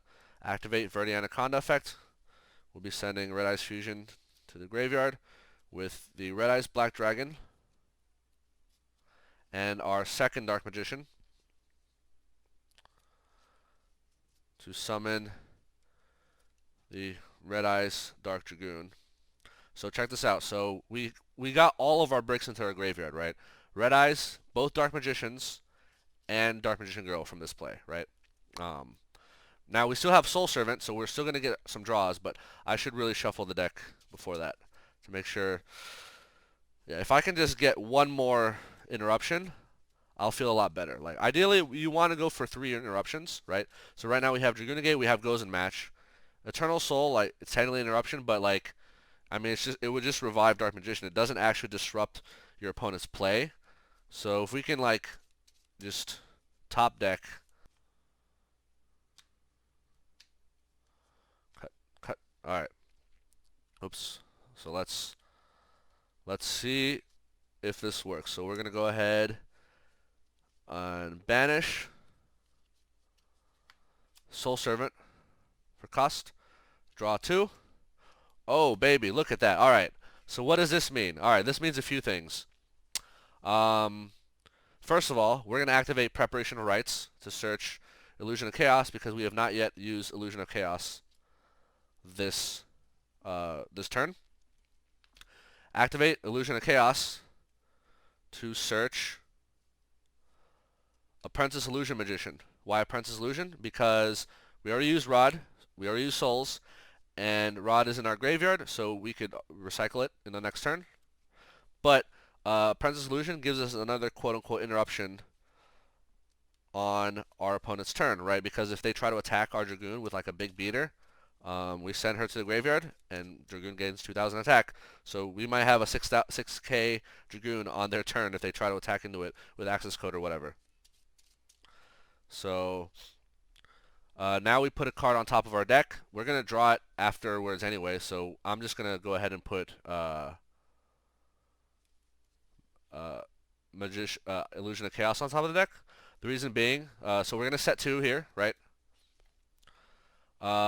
If we do, obviously we can use Eternal Soul to revive Dark Magician, and then recycle our other Rod back to our hand before using Dragoon Negate. But if we do need the Dragoon Negate, we can always ditch this Rod. And guess what our top deck is for next turn? It's Illusion of Chaos. So we're going to have Rod or Souls next turn no matter what. But yeah, so let's say you pass your opponent like this. So let's count our interruptions. Dragoon Negate, Treasure Tribute, blow up the board. And actually this is great because like Anaconda's a liability. You want to blow up Anaconda. And Gozen Match, which is a floodgate. To be fair, depending on the matchup, that maybe this does nothing, or maybe this single-handedly wins. If you're against Sky Striker, this card will single-handedly win you the game. If you're against like the adventure stuff, you can stop the Griffin from coming out, right? Like if you're against Prank Kids, like this kills their deck. And then, so that's 3 interruptions. And then technically, Apprentice is a 4th interruption in the battle phase, obviously, if like they try to attack and swing over your Dragoon. So yeah, pretty solid here. Now you might say, oh, a lot of that was luck, right? Like you got lucky you drew those extra 2 interrupts. It's true. Let's say we didn't draw prep. Um, but here's the thing, like, so we drew Preparation of Rites, right? We have 3 of these in our deck that we have not yet seen. So look how much we've gone through our deck so far, right? Like this deck has maybe like 20 few cards left, and we got to draw 2. Like we have 3 prep, 2 illusion of chaos, right? There's a very, very high chance that we draw one of them, and then we get a princess anyway. And now whether or not we draw the other back row, I mean, instead of torrential, this could have been a solemn strike, this could have been a skill drain, right? Like we have 10 traps that could show up here, right?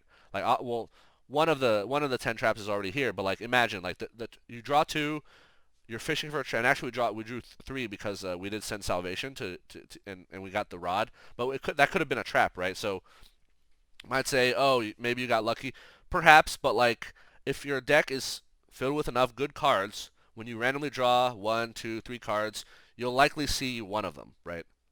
So yeah, here's our finishing board, and we have plenty of follow-up next turn as well. Because we have Eternal Soul, we'll always be able to recycle our Rod back. Rod can search as Dark Magical Circle. Yeah, we're in great shape here. Like, we started with a really, really awkward looking hand, right? Like a hand that at first glance looked like it couldn't really do anything for us, but I just showed you that it can create quite a board, right? And I also showed how you can use the Dark Magicians as an extender, right? Because this gets you a draw card, and like you can combo this with Soul Servant to draw whatever card you want. Yeah, it can be a really powerful extender. So yeah, pretty cool, right? So yeah, that's test hand number 3. But I mean, like I've done hundreds of these test hands on EDO Pro, and I would say like on average, I can end my opening board with 3 interruptions going into my opponent's turn. Sometimes it's 2, sometimes it's 3, sometimes 4. I think the max I got was 5 interruptions. If you hit the beautiful 5 interruption board, like it's really hard for your opponent to play through, but not impossible, obviously. So yeah, so average of 3 interruptions is bueno. Like compare it to like a Sword Soul board, right? You have Chi-Shao, you have Blackout, you have Barone. That's 3 interruptions. Like, and, you know, obviously they can put it out very consistently because of like their searches. I mean, there is a little bit of luck involved there, but yeah, uh, pretty solid test hand. But yeah, yeah, it also showcases how Secrets of Dark Magic can unbrick some hands, right? I mean, imagine if instead of Dark Magician Girl Rod, I opened Dark Magician Rod, or I opened Saravis with Dark Magician. That makes Dragoon. Or I opened Red Eyes Black Dragon with Dark Magician. That makes Dragoon, right? Like there's like we have a lot of bricks. We have a number of bricks in our decks, but Secret's Dark Magic, despite some arguing it's a brick by itself, can unbrick some of those bricky hands, like I just showed you. So anyway, I hope you all enjoyed my deck profile. I know it was long. I think we're over 2 hours now or something. But yeah, feel free to comment, discuss. So we'll see if Lalza or anyone else decides to roast this video, this deck profile. I'd be curious if anyone wants to tackle this behemoth of a video. But yeah, I hope you all enjoyed. I hope you all learned something, and hopefully I won't have to make another large deck profile video for a bit. I do think like once the Despia, like the branded support comes out, I'll probably make like an updated video, like a short one, not one that's like showcasing like everything like this. Because I do feel like this is like a good starting point for going forward for like all future Dark Magician deck profiles and content that I make regarding deck building, strategies, combos, etc. Thank you all for watching. I hope you enjoyed, and I'll see you on the next video.